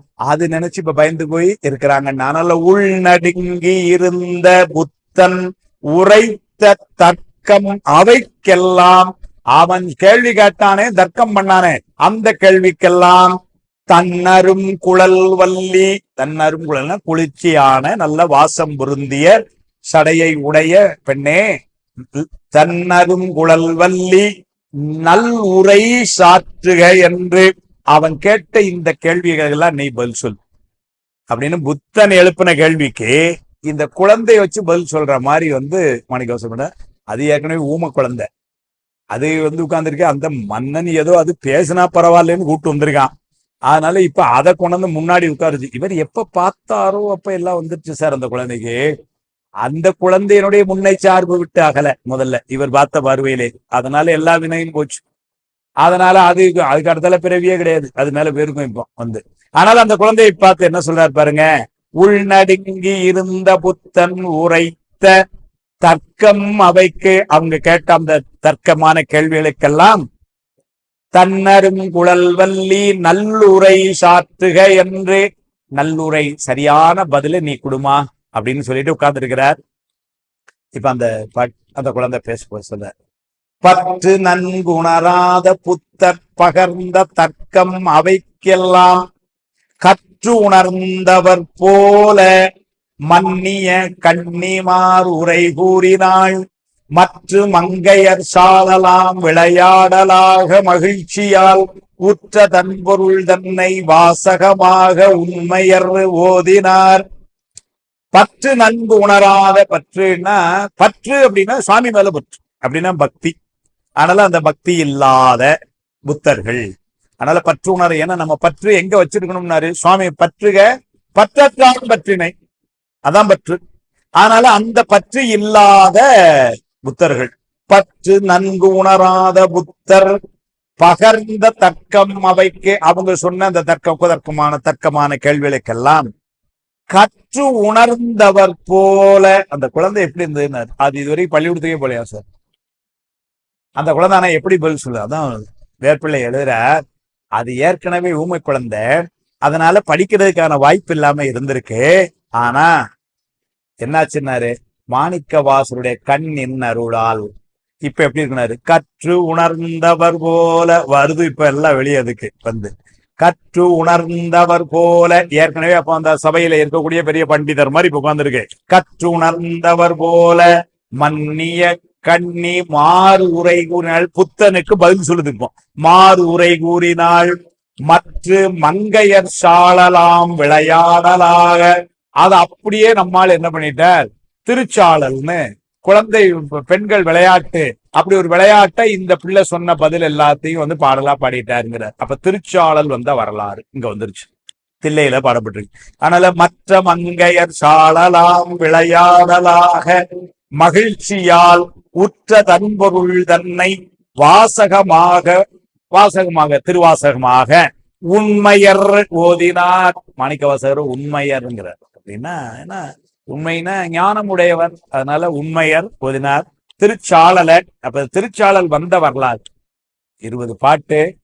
கேள்வி எல்லாம் எப்படின்னா புத்த மதன் எழுப்பின கேள்விகள், அதுக்கு பதில் சொல்றது யாருன்னா இந்த குழந்தை. ஒவ்வொரு கேள்வியும் நம்மளாலேயே பதில் சொல்ல முடியாத மாதிரி கேள்வியா தான் இருக்கு. அதெல்லாம் அந்த குழந்தை வந்து பதில் சொல்லும். இந்த தந்தையாருக்கு எவ்வளவு பெரிய ஒரு மகிழ்ச்சியா இருந்திருக்கும் பாருங்க.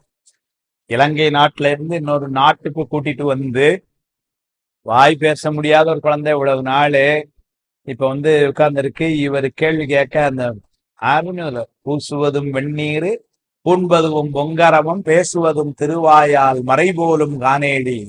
பூசுவதும்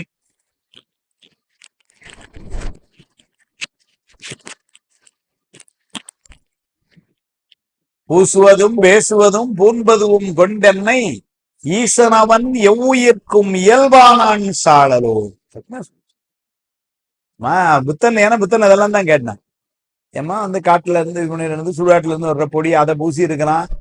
பூசுவதும் வெந்நீர் பூண்பதுவும் அந்த அணிந்திருக்கிறது என்னன்னாரு, பெரிய நகை நட்டு வைரம் அதெல்லாம் இல்ல, பொங்கரவம்னாரு. பொங்குன்னா படம் எடுத்து நிக்கிறப்பாம், சீரிட்டு நிக்கிறப்பாம். அப்படி பாம்பு அணிந்திருக்கிறான். ஒரு பாம்பு கழுத்துல அணிஞ்சவனும் காட்டுல உள்ள பொடியை பூசினவனுமா தலைவனா இருப்பான். அந்த பாம்பு பொங்கரவம். ஏன்னா சுவாமி கழுத்துல இருக்கிற பாம்பு வந்து எப்பவுமே பாத்தீங்கன்னா அப்படி சீறி தான் நிற்கும். அது அப்படியே தலையை தொங்க போட்டு சுவங்கன்னு தூங்குற மாதிரிலாம் இருக்கவே இருக்காது எங்கனாலும். சீரு மாடரவும் பூணும் திருமுக பொலிவும் இமயவல்லி கூறுமாய் இளசை கோமானின் உளம்குடி கொண்டானே என்பார் சிவஞான சாமி. சீரு மாடரவம் அப்படியே சீறி நிக்குது. சிலைத்த வெள்ளேறு செந்தளல் வாய பாம்பது மூசெனும் பலிக்கு நீர் வரும் பொழுதுனும் கையில் பாம்பு வேண்டா பிராணியது. திருப்பங்கிலி தேவார். சிலைத்து நோக்கும் வெள்ளேறு செந்தளல் வாய பாம்பு. அப்படி இல்ல செந்தமிழ் திறம் வல்லீரோ செங்கன் அரவம் முன்கையில் ஆடவே பலி மாற்ற மாட்டோம் இடையிலோ அப்படிம்பார். அப்படிலாம் அந்த பாம்பு என்ன பாம்பு வந்து அது சுவாமிகிட்ட இருக்கிற பாம்பு அப்படிதான். மாணிக்காவாசர் சொல்றாரு, அவ்வளவு ஏதோ நீங்க வந்து தண்ணி பாம்பு சார பாம்புன்னு நினைக்காங்க, எல்லாம் விஷமுள்ள பாம்பா நச்சர ஆட்டிய நம்பன் போற்றியும்பார். அவ்வளவு விஷம், பார்த்தாலே இங்க உயிர் வேணும் அப்படியான பாம்பு அவ்வளவு. நச்சரவு ஆட்டிய நம்பன் போற்றி அப்படியெல்லாம் சொல்வார். அதனால அந்த பாம்பு அணிந்த அதெல்லாம் வந்து அப்படிப்பட்டவனா ஒரு இறைவனா தலைவனா இருக்க முடியும். அதுக்கு அந்த பொண்ணை என்ன பதில் சொல்லுது? இப்பதான் பேச ஆரம்பிச்சிருச்சு. என்னமா சொல்லுது? இப்ப ஒரு தலைவனை வந்து ஒருத்தன் பூசுறதையும் அணிந்திருக்கிறதையும் பேசுவதும் மறைபோலும் காணேன். மறையின வந்து வேதம்னு ஒரு பொருள், இன்னொரு பொருள் மறையின ரகசிய மொழின்னு அர்த்தம். ஏன்னா பெருமான் பேசுறது வந்து யாருக்கு புரியும்? புரியாது. ஏன்னா யாருக்கு ரொம்ப அவன் எதை பாடம் நடத்தும் பொழுது எப்படி நடத்தி இருக்கிறான்? சொல்லாமல் சொன்னவரைன்னு தானே சொல்ற திருவிழா பணத்துல. தட்சாமூர்த்தி துதி சொல்லும் பொழுது எப்படி சொல்றாரு?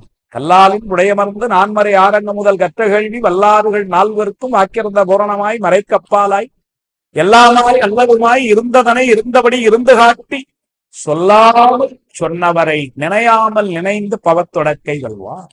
சொல்லாமல் சொன்னவர் அவ்வளவுதான் பாடம். வளவளன்னு விட்டு உட்கார வச்சுலாம் பாடம் கிடையாது சிவனாதி முனிவர்கள். அவ்வளவுதான் உள்ளது. பின்னர் மெய்கண்டார் பாடமே அப்படித்தானே நடந்திருக்கு. ஆனால் அவருடைய பாடம் எப்படி நடந்திருக்கும்? அதனால வந்து சொல்லாமல் சொன்னவரை, அதனால அது அவ்வளவும் மறைமொழி, குறிப்பு மொழிகளா என்னத்தையோ பொடிய பூசி இருக்கிறான். ஒரு பாம்பு கழுத்துலயும் இடுப்புலயும் வந்து பாம்பை கட்டி நிக்கிறான். வந்து அவன் பேசுறதும் ஓரளவும் புரிய மாட்டாங்க. இவனாடி ஒரு தலைவன், இவனா உங்க கடவுளு? இதான் புத்தன் கேள்வி. அட முட்டாளே, ஒருத்தன் பூசுறதும் பேசுறதும் அணிந்திருக்க வச்சுமாடா தலைவனை முடிவு பண்ணுவீங்க? அது யாரை போய் பேசிட்டு இருக்கிறீங்க? அந்த பொண்ணு சொல்லுது, இவ்வளவு நாள் ஈழ நாட்டில இருந்து பௌத்தத்திலே பிறந்து வளர்ந்து பௌத்த சூழ்நிலையிலேயே வளர்ந்த அந்த குழந்தை சொல்லுது, இப்போ இது மாடா தெரியாத அவன் எப்பேற்பட்ட தலைவன் தெரியுமா? அவன் இயல்பாவே அவன் தாண்டா தலைவன், எல்லாத்துக்கும் போகிறான்னு. இந்த ஆன்மாக்களுக்கு தலைவன் யாருன்னா அவன் தான், ஒரே ஆளவன் தான் தலைவன். அதுவும் எப்படிப்பட்ட தலைவன்னாரு? இயல்பா ஈசன தலைவன் அர்த்தம். ஈசனவன் எவ்வுயிர்க்கும் இயல்பானான் சாழலோ. இயல்பாகவே தலைவன், எப்போதும் அவன் தான் தலைவன். இதெல்லாம் உங்களை மாதிரி எலெக்ஷன் வச்சு வந்தார்ல, காசு கொடுத்து வந்த தலைவன் அல்ல, போடா போட்டு. முதல்ல எப்படி அவரு ஒவ்வொரு பாட்டுல அடாடாடா. அன்னைக்கே நான் ஒரு முறை சொன்னேன், இப்ப கூட அந்த விண்ணப்பத்தை இந்த பதிவு பண்றேன். தயவு செய்து திருச்சாளல் பகுதி மட்டுமாவது அருணை வடிவேல் முதலியாருடைய உரையை வந்து எடுத்து படிச்சிருக்கு. 20 கேள்விக்கும் அவர் என்ன கேள்வின்னு சொல்லி அப்புறம் என்ன பதில்னு சொல்ற இடமெல்லாம் என்னமா சம்பந்தமே இல்லாம பதில். அந்த கேள்வியே நம்மளால புரிஞ்சுக்க முடியல. அப்படி ஒரு கேள்வியை நுட்பமா வச்சிருக்கிறேன். இப்படி எல்லாம் வந்து அருமையா இன்னைக்கு கூட அக்கா பாடணும். நன்றாய் நால்வருக்கும் ஆலமரத்தில இருந்து அறமுறைத்தான் ஞானடி, அந்த அறமுறைத்தான் ஆயிடுன்னு சொல்லிட்டு கொன்றான் புறம் ஒன்றும் கூட்டோடைய சாழலோங்கிறார். அதுக்கு எந்த சம்பந்தமே இல்லை.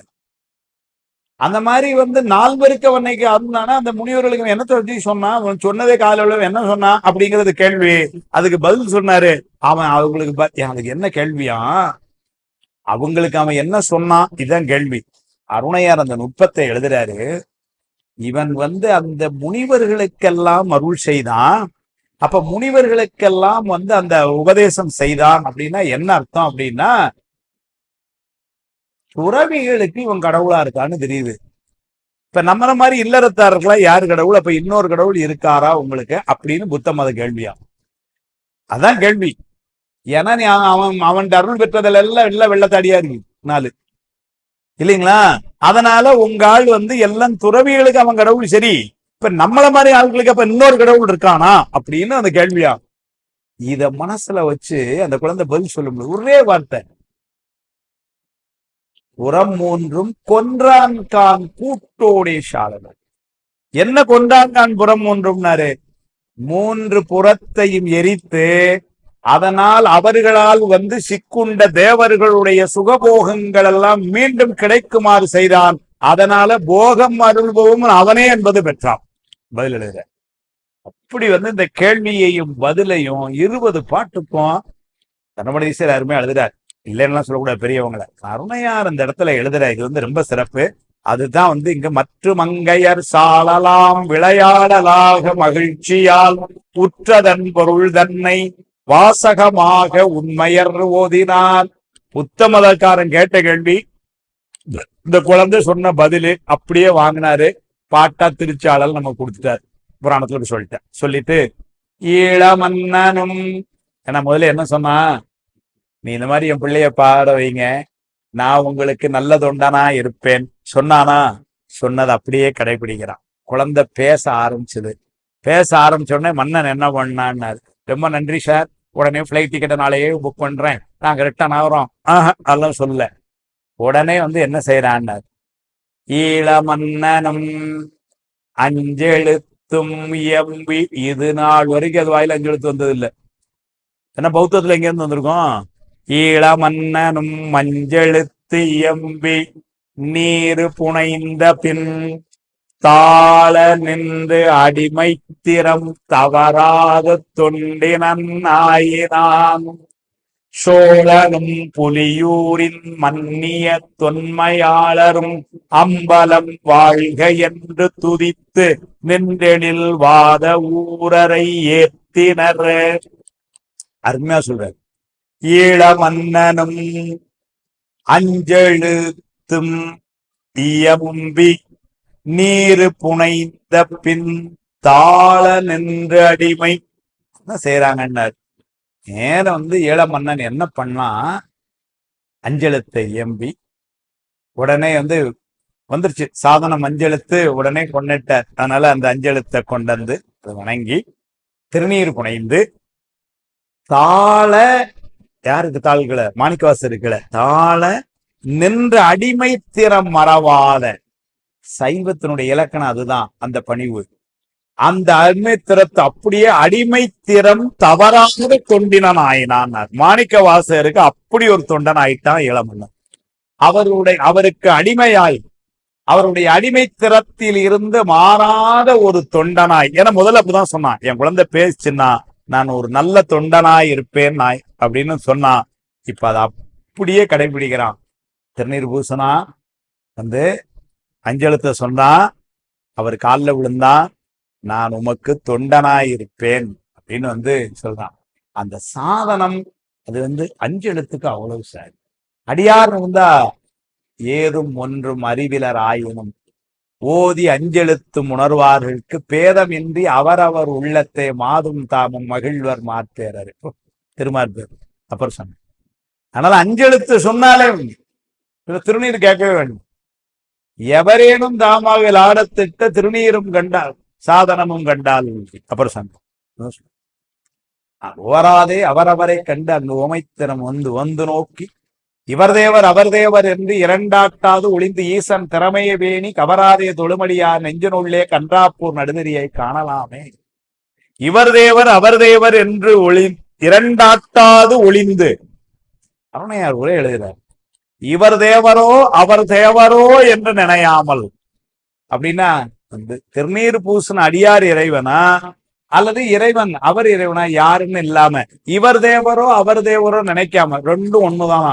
இவர் தேவரோ அவர் தேவரோ என்று நினையாமல் இவர் தேவர் அவர் தேவர் என்று இரண்டாட்டாது ஒளிந்து ஈசன் திறமையே பேணி. ரெண்டுமே சுவாமி தான். திருநீர் பூசன் அடியார சுவாமி. இப்ப அந்த சாதனத்தை அப்படி எடுத்துக்கிட்டான். தாள நின்ற அடிமை திறம் தவறாத தொண்டினன் ஆயினான் சோழனும் புலியூரின் மன்னிய தொன்மையாளரும். சோழன அரசன். இப்போ இவன் இப்படி இங்க விழுந்து வணங்கி உமக்கு தொண்டன் நிக்கிறான். அவங்க என்ன சோழ மன்னனும் மன்னிய புலியூரின் மன்னிய தொன்மையாளரும் 3000 தில்லைவாழ் அந்தணர்களும் என்ன பண்ணாங்கன்னாரு, அம்பலம் வாழ்க என்று கோயில்ல போய் வழிபாடு செய்யறாங்க. அம்பலம் வாழ்க என்று துதித்து நின்றெழில் வாத ஊரரை ஏற்றினார். இவங்க திருவாத ஊரரை வணங்கி நிக்கிறான் புத்த மன்னன். மன்னரும் அவனோட அந்த தில்லைவாழ் அந்தணர்களும் தில்லை கோயிலுக்குள்ள போய் பெருமான வாழ்த்தி வணங்கிட்டு இவத்த வராங்களாம். என்ன அதுக்கு இவர் எழுதுறாரு, வேப்பிள்ளை உரை எழுதுறாரு, இந்த வெற்றிக்கு காரணமாயிருந்த நடேசமூர்த்திக்கு சென்று நன்றி அறிவித்தலும் அப்படின்னு எழுதினார். ஏன்னா புத்த மதத்தை மாணிக்கவாசர் வென்றான்னா வென்ற வச்சது யாருன்னாரு சுவாமி. அதனால சோழமன் என்ன பண்ணா நேரம் அங்க போறாங்க. சார் அவங்க எல்லாரும் அந்த நெறியில எப்படி இருந்திருக்கிறாங்க.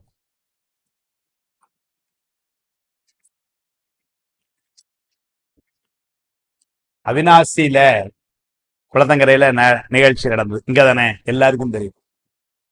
வந்தது கதையெல்லாம் நமக்கு தெரியும். குழந்தை வந்தது எல்லாம் அதாச்சு. குழந்தை வந்ததுக்கு அப்புறம் என்ன ஆச்சு அருமையா சொல்றார் சேக்கலா சொல்றார். வெள்ளானை சேர்க்கிற கடைசியில பட பெருவாய் முதலை என்கண் கொடு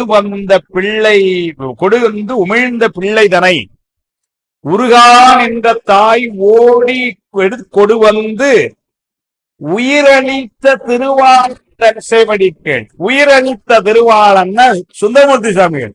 உயிரளித்த திருவாளன் தன் சேவடி கீழ் சீல மறையானோடு வீழ்ந்தாள். சீல மறையோன்னா அவங்க அப்பா. இந்த பையன் எல்லாருமே என்ன பண்ணாங்க பாருங்க, உயிரளித்த திருவாளன் சுந்தரமூர்த்தி சுவாமியில விழுந்த மறுவார் தருவியின் மலர் மாறி பொழிந்தார் விசும்பில் வானோர்கள். மேல இருந்து தேவர்கள் எல்லாம் இது பண்ணது மட்டும் இல்ல. இப்ப சுந்தரமூர்த்தி சுவாமியில என்ன பண்ணார் அதான் செய்தி. நல்லா இருங்க, ரொம்ப சந்தோஷம், ஞாபகம் வச்சுக்கோங்க, போங்க அப்படின்லாம் சொல்லல சொல்றாரு. அது ஒரு பெரிய அருமையான்னு சொல்றாரு. அந்த என்ன சேக்கலா சுவாமி பாருங்க என்ன நடந்தது அந்த இடத்துலன்னு ஒரு சொல்ற சிறப்பு இருக்கு. அப்பா சொல்ற மண்ணில் உள்ளார் அதிசயித்தார். என்ன சார், குளத்துல தண்ணி வர வச்சு, முதலைய வர வச்சு, முதல்ல வாயில திறந்தா அந்த பையன் வெளியே, இதெல்லாம் இன்னைக்கு கூட கேட்கறதுக்கு அதிசயமா எல்லாம் இருக்கும். அங்க இருந்து பார்த்தவங்களுக்கு எப்படி இருந்திருக்கும்? மண்ணில் உள்ளார் அதிசயித்தார், மறையோர் எல்லாம் உத்தரியம் விண்ணில் ஏற விட்டார்த்தார். அருமையான ஒரு குறிப்பு சொல்றாரு. தேவர் உலகத்துல இருந்து இதெல்லாம் பார்த்து அவங்க மேலாடை உத்தர மேல அதை கலட்டி சுத்தி வீசி கொண்டாடி இருக்கிறாங்க. இன்னைக்கு கிரிக்கெட் கிரவுண்ட்ல வந்து சுத்தி கொண்டாடுவானே, இவனுக்கெல்லாம் மூலம் எங்கன்னா சுந்தரமூர்த்தி சுவாமிகள் காலத்துல தேவர்கள்ட்ட இருந்து படிச்சது. நீங்க ஃபுட்பால்ல கோல் போட்டவன என்ன பண்றான், அப்படி கழட்டிட்டு இப்படி சுத்துதான்.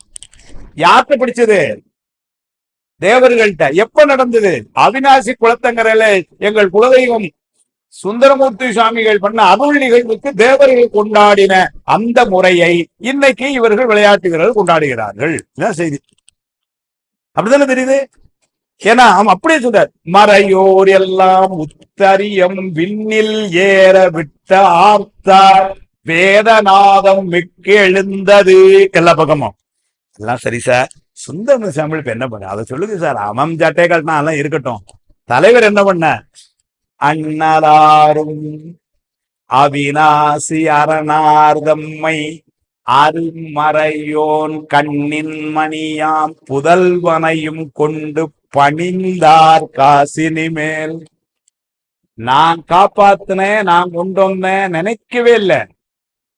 என்ன பண்ணாரு? அந்த புதல்வனையும் கூட்டிட்டு நேர போய் அவிநாசி பெருமான் காலில் சுந்தரமூர்த்தி சுவாமிகளும் அந்த பையனுமா விழுந்து வணங்குறாங்க. அப்படியே சொல்ல, அண்ணலாரும் அவிநாசி அரணார்தம்மை அருமறையோன் கண்ணின் மணியாம், அவனுடைய குழந்தையும் புதல்வனையும் கொண்டு பணிந்தார் காசினி மேல் போய் விழுந்தாங்க.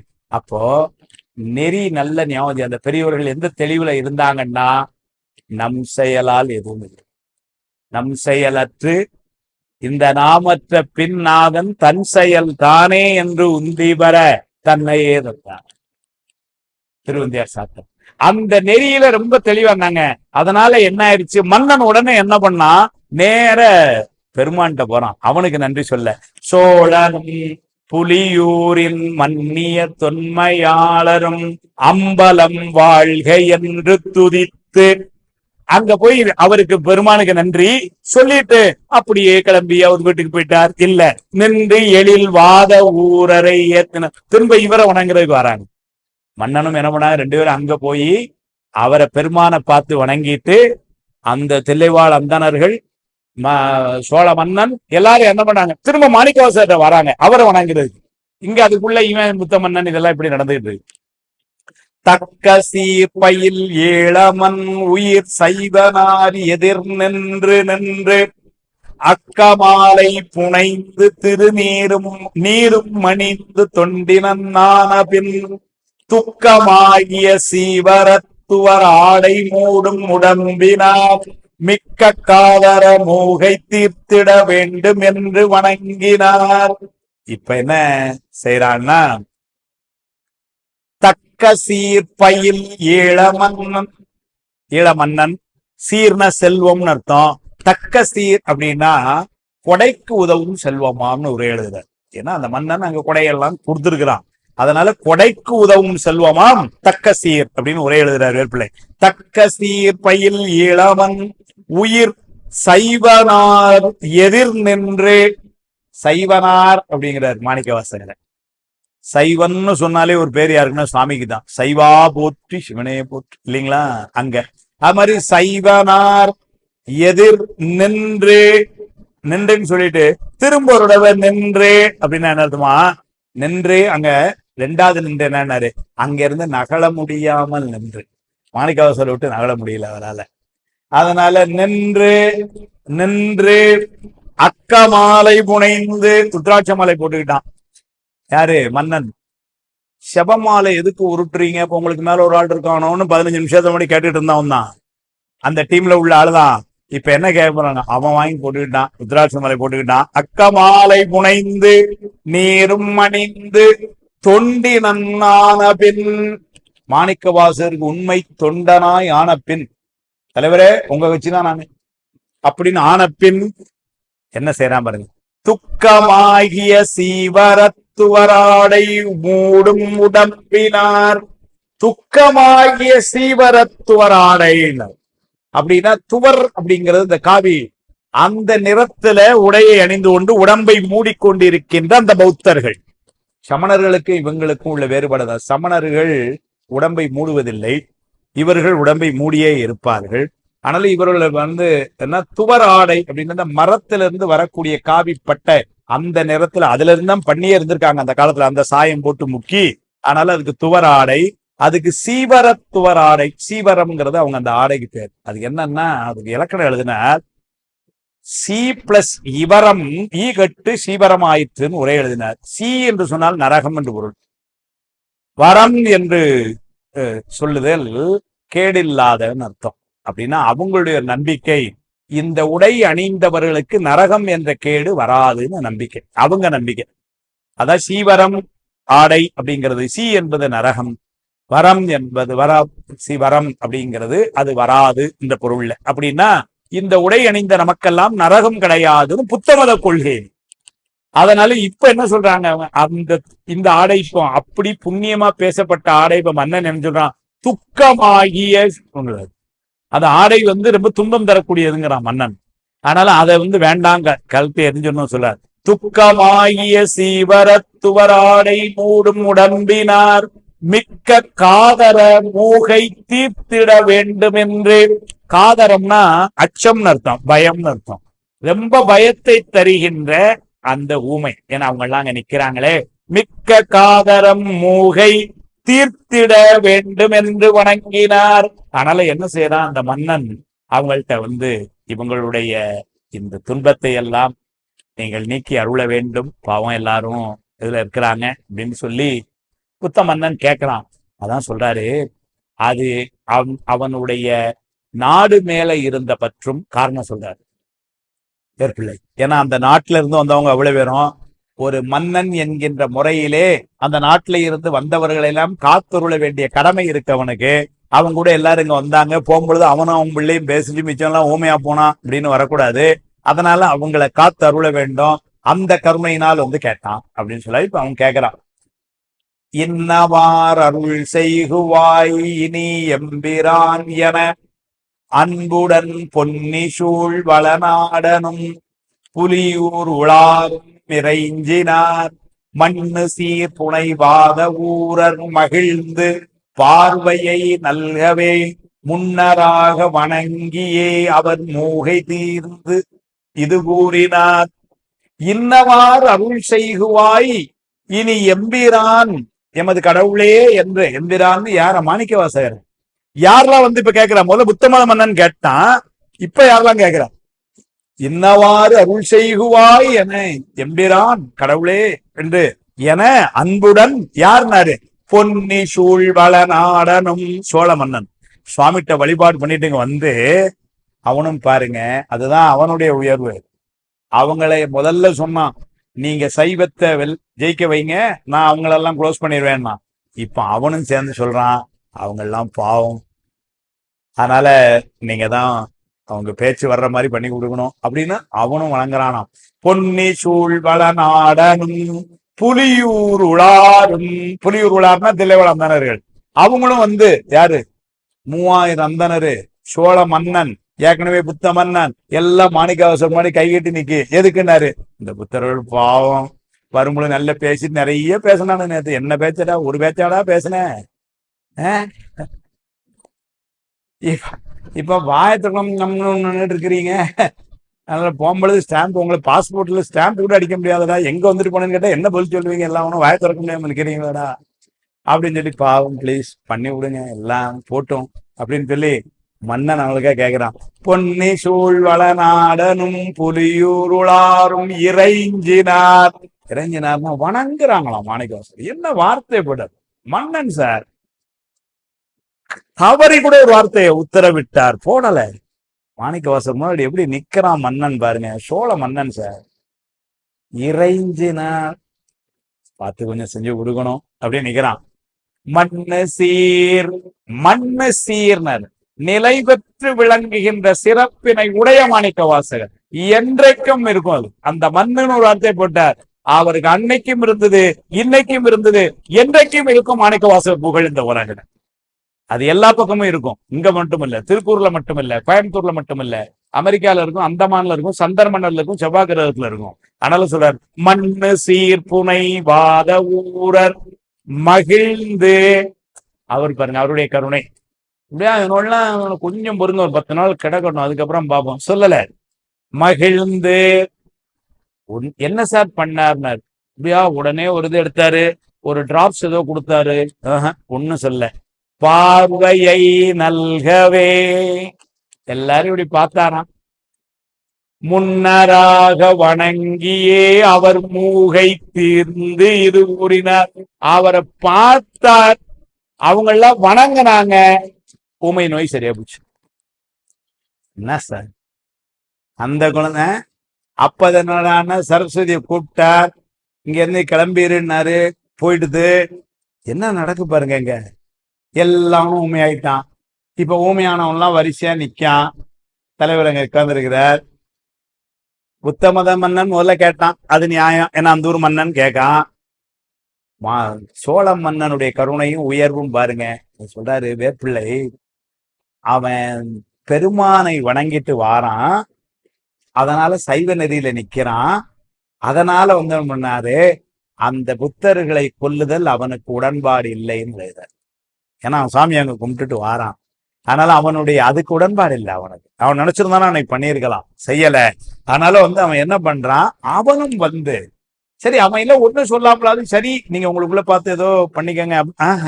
அவனும் மாணிக்கவாசர்கிட்ட வந்து அவங்கெல்லாம் நீ கொஞ்சம் பார்த்து செய்யணும் அப்படின்னு. அவன் தில்லைவாழ் அந்தணர்கள், அவங்களுக்கு என்ன இருக்கு, நமக்கு நேராச்சு சார், இங்க மணி 7 மாதிரி அங்க பூசைக்கு போனோம், அப்படி எல்லாம் கிளம்பி போகல. அவங்களும் பார்த்து நீங்க தான் செய்யணும். நீங்க எவ்வளவு பெரிய பெருமை பாருங்க. தில்லைவாழ் அந்தணர்கள் 3000 பேரும் மாணிக்கவாசகர் முன்னாடி நின்று வணங்குகிறார்கள்னா நால்வர் பெருமக்களுக்கு என்ன ஒரு மதிப்பு இருந்திருக்கு பாரு. அதனாலதான் நான் சொல்றேன், நால்வர் ஒற்றால் எம் உடல் துணையே இல்லை, உயிர் துணையன்னு சொல்லி சீர்திரு தேவாரமும் திருவாசகமும் உய்வை தரச் செய்த நால்வர் ஒற்றால் எம் உயிர் துணைய இப்படில கொண்டு வச்சார்.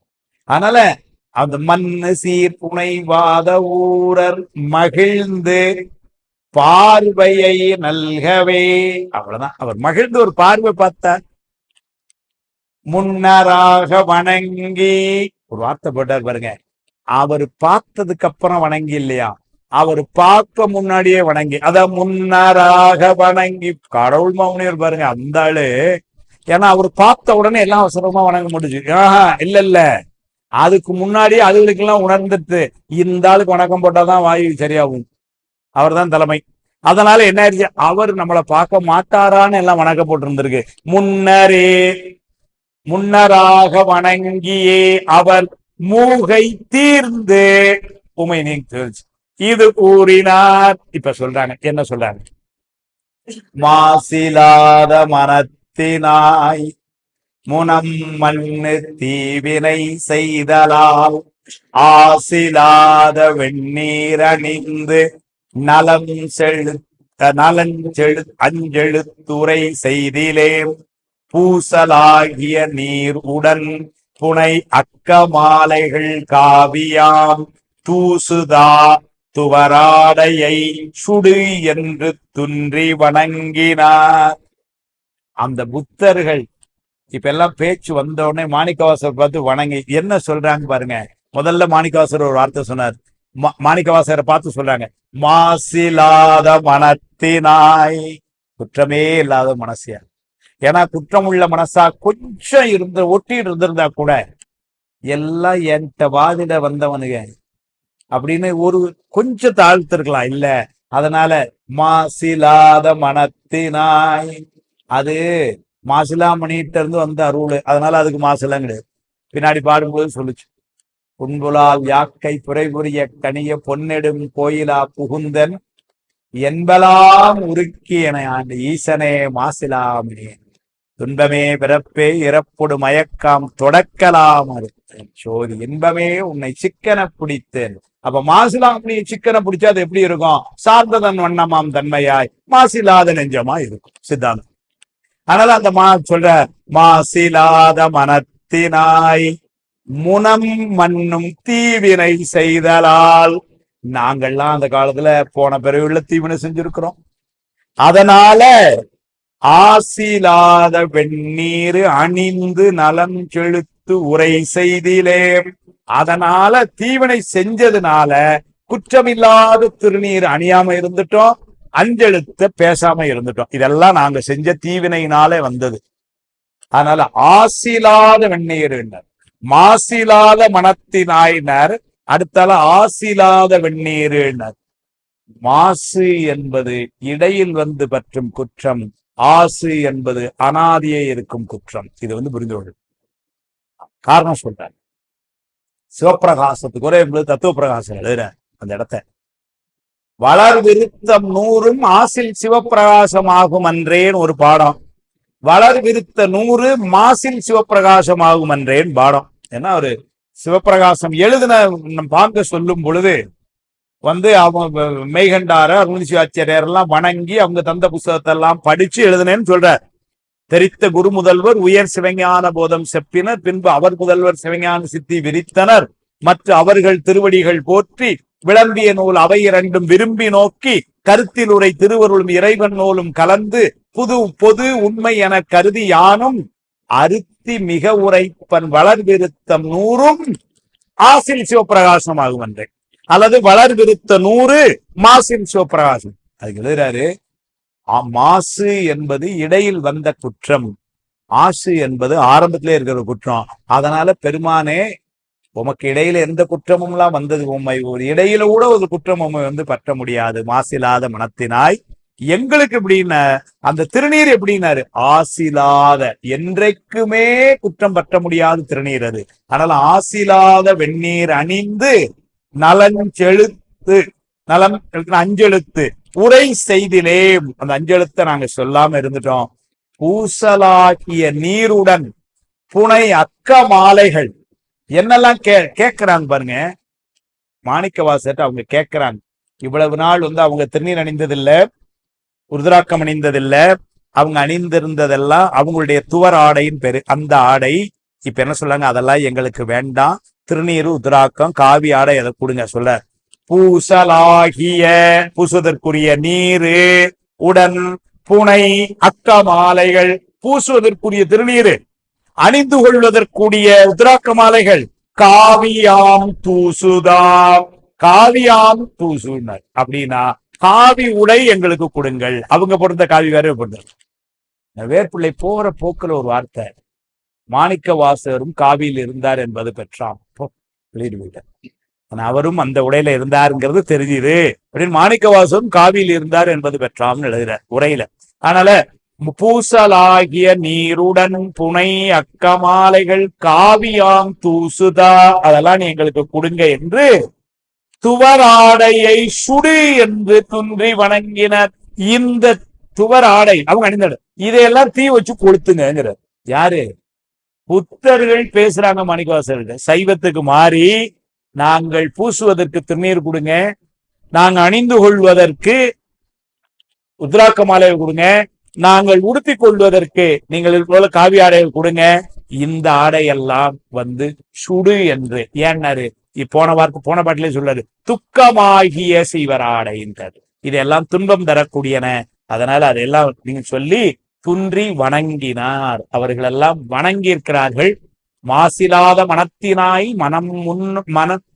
முனம் மண்ணு தீவினை செய்தலால் ஆசிலாத வெந்நீர் அணிந்து நலன் செலுத்து உரை செய்திலே பூசலாகிய நீருடன் புனை அக்கமாலைகள் காவியாம் தூசுதா துவராடையை சுடுவென்று துன்றி வணங்கினார் என்ற இடத்துல கொண்டு இன்னைக்கு நாம நிறுத்திக்கிறோம்.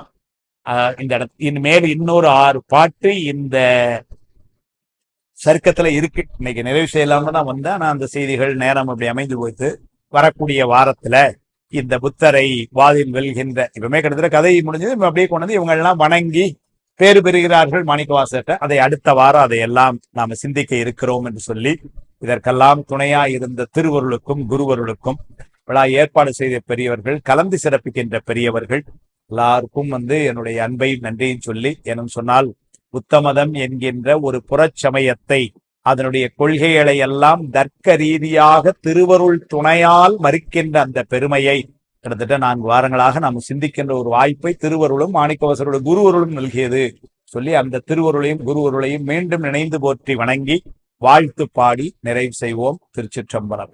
வான்முகில் வளாது பெய்க, மலிவளம் சுரக்க, மன்னன் கோன்முறை அரசு செய்க, குறைவிலாதுயிர்கள் வாழ்க, நான்மறை அறங்கள் ஓங்க, நத்தவம் வேள்வி மல்க, மேன்மையுள் செய்வ நீதி விளங்குக உலகமெல்லாம், மேன்மையுள் செய்வ நீதி விளங்குக உலகமெல்லாம், மேன்மையுள் செய்வ நீதி விளங்குக உலகமெல்லாம். தென்னாடுடைய சிவனையே போற்றி. திருச்சிற்றம்பலம்.